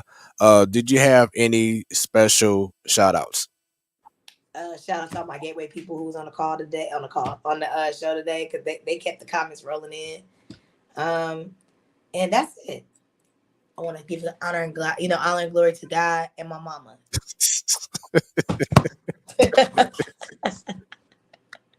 She just won that award, y'all. She made it. She official. Also, last thing I want to bring up, mental health. This has been a huge topic. What I'm saying, over the last couple of years, but it's just like every week, like even with the documentary, Brittany, with Johnny Manziel, how he mentioned that he wanted to kill himself after he got after he stopped playing the league. Like he was like, well, now that I've got done playing college football, when he got drafted was when he started feeling the lowest of his life, because he felt like, well, he did everything he needed to do in college for 2 years. Then as soon as he got drafted, he felt like, shoot, I didn't have much to really do for real anymore, and he had no passion at all to play for the Browns. He didn't look at plays. They said that his minutes on the iPad was 0.00. Like, he didn't look over film or nothing, and he just went down to a down spiral. I saw your IG story today, and how you said that you're using working out and fitness as like an outlet, because you may have been going through some things personally in your life, and just talk about how mental health, from your point of view, is getting so much of a big, is turned to so much of a big deal nowadays in society. It was crazy. It should have always been a big deal. You know what I'm saying? People have done a really good job of masking when they are hurting, or when they feeling a little off, or when they're feeling overwhelmed. I think so many people feel overwhelmed to be perfect. Brittany, I think you brought up something earlier when you said the phone. The phone is such an illusion. So what I was saying earlier in my Instagram stories was that sometimes, I get overwhelmed. When I get overwhelmed, I just stop doing everything. Like, I'm not going to do anything. And so the best way for me to do that, to get back on track, is to start one thing, and start with consistency and one thing first. And then that'll start to matriculate throughout the rest of my life, and the things I need to do will start to get on board. Right. So I was like, let me start with fitness. I was like, I got a lot going on. There's a lot of things that I want to do, but what do I have the most control over right now? And it was like, let's start working out. Let's start walking. Let's start getting consistent at those things I can do today, and go from there. I can't think about anything else. I think oftentimes we try to think about everything and accomplish nothing, when we need to think about one thing and just start. Right. And then I think that's really the most important thing, is just focus on one. Go from there. You don't have to be perfect. The phone, these illusions that you see on the phone are hindering your progress, to be honest with you. It's actually hindering your progress, because you play in a comparison game way too much. And I think a lot of people get caught up in playing a comparison game, even as adults. It's not even just a kid thing. It's an adult thing, playing a comparison game, and then feeling like they're a failure. And what I would say, when you feel like you're a failure, people don't understand that failing is something that you do. It's not who you are. But oftentimes they don't look at it that way. They internalize the feeling of failure to become the characteristic of them. Right? I am a failure. No, you failed at something. That means you have the ability to get back up. Right? And a lot of times, Brittany, you know this. This is why losing is important. This is why failure is important, because it gives you the ability to understand how to get back up. It gives you the ability to work through some things to get back up.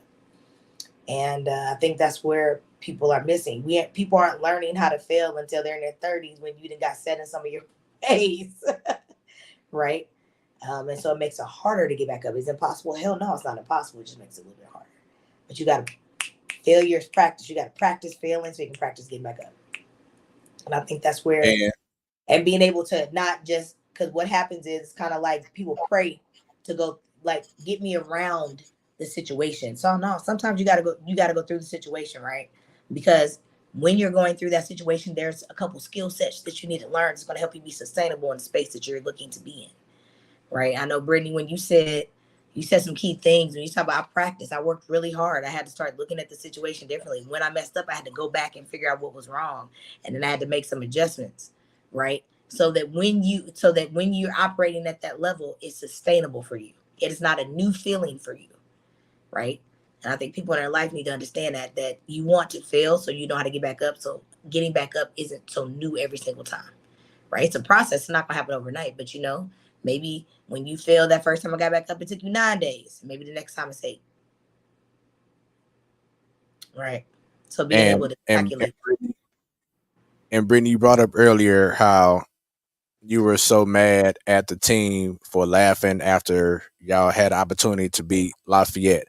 As a head coach, when you're going through games like that, when you knew you could have had it and you got that, you don't want to show it to your team. You want to show that, okay, hey, a loss, we did lose, but mentally, what is something that you do after a loss like that, and you have this built up anger because you want to get that win because you hate losing? What's something that you do as a coach to try to like find your peace, to kind of like woosah a little bit? I give myself a 24-hour rule. I have to give myself a 24-hour rule. I used to like hold on a grudge, and I met I should like see if I can get him on the show. I met this author I went to a KU men's basketball camp with my high school. I coached the incoming freshman boys team. I met an assistant coach who wrote a book with this author, and I read this book, and it talked about like having a 24-hour rule, like not being so stuck on that. And I realized how that affect my coaching and affect my energy as well into my players. So for me, like after a loss, and I tell my players, like we all like agree 24 hours. So like the next day in practice, it's a new day. And you just move on because, like the results is not going to change. So let's just fix and correct on the mistakes that we can, change for the next time. So I give myself a 24-hour rule. I think that is very good for my health. Let's just put it that way. We talk about mental health.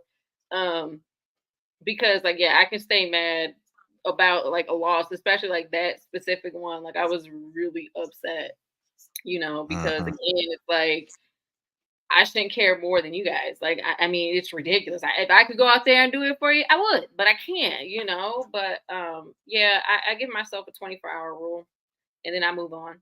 Gotcha. Well, with that being said, y'all, that is our show for the evening. This has been a fun time, Kenyetta. It's been a pleasure to catch up with you. Yes, it is. Continue blessings with you, and don't be a stranger. Make sure that you yourself is following the platform Sports Talk Show so you can check out more conversations and interviews that we have with more and more special guests that we have, throughout our time every Wednesday night. Brittany, thank you for your time as well. I know you're busy getting ready for the school year. So thank you both ladies for your contributions tonight. Let's see. Shouts out Ms. Williams once again for her being our favorite fan. And yes, Diana Taurasi, she is the scoring leader, all-time leader in WNBA. So shouts out to I believe they call her the not the White Mamba, but they call her what they call her now? What's her nickname? I want to say it is the White Mamba, but I could be wrong. And then Jerron Sutton says, sound like she boxed before. That's the same mentality that a fighter uses. You got to go back to learn from your mistake after a loss so you can learn how to be successful. So shouts out to everyone with the comments. Y'all came with it today. It was crazy. That's what it's all about. That's why it's called the Platform Sports Talk Show. We want to provide y'all a platform to get y'all mindsets out the mind and into the computer screen so we can see it, we can interact and have a good time. So I enjoyed myself. Jobo, shouts out to you as well. Ladies, thank y'all for your time. Y'all have a wonderful rest of y'all evening. To everyone else, y'all already know what it is. Give us a follow.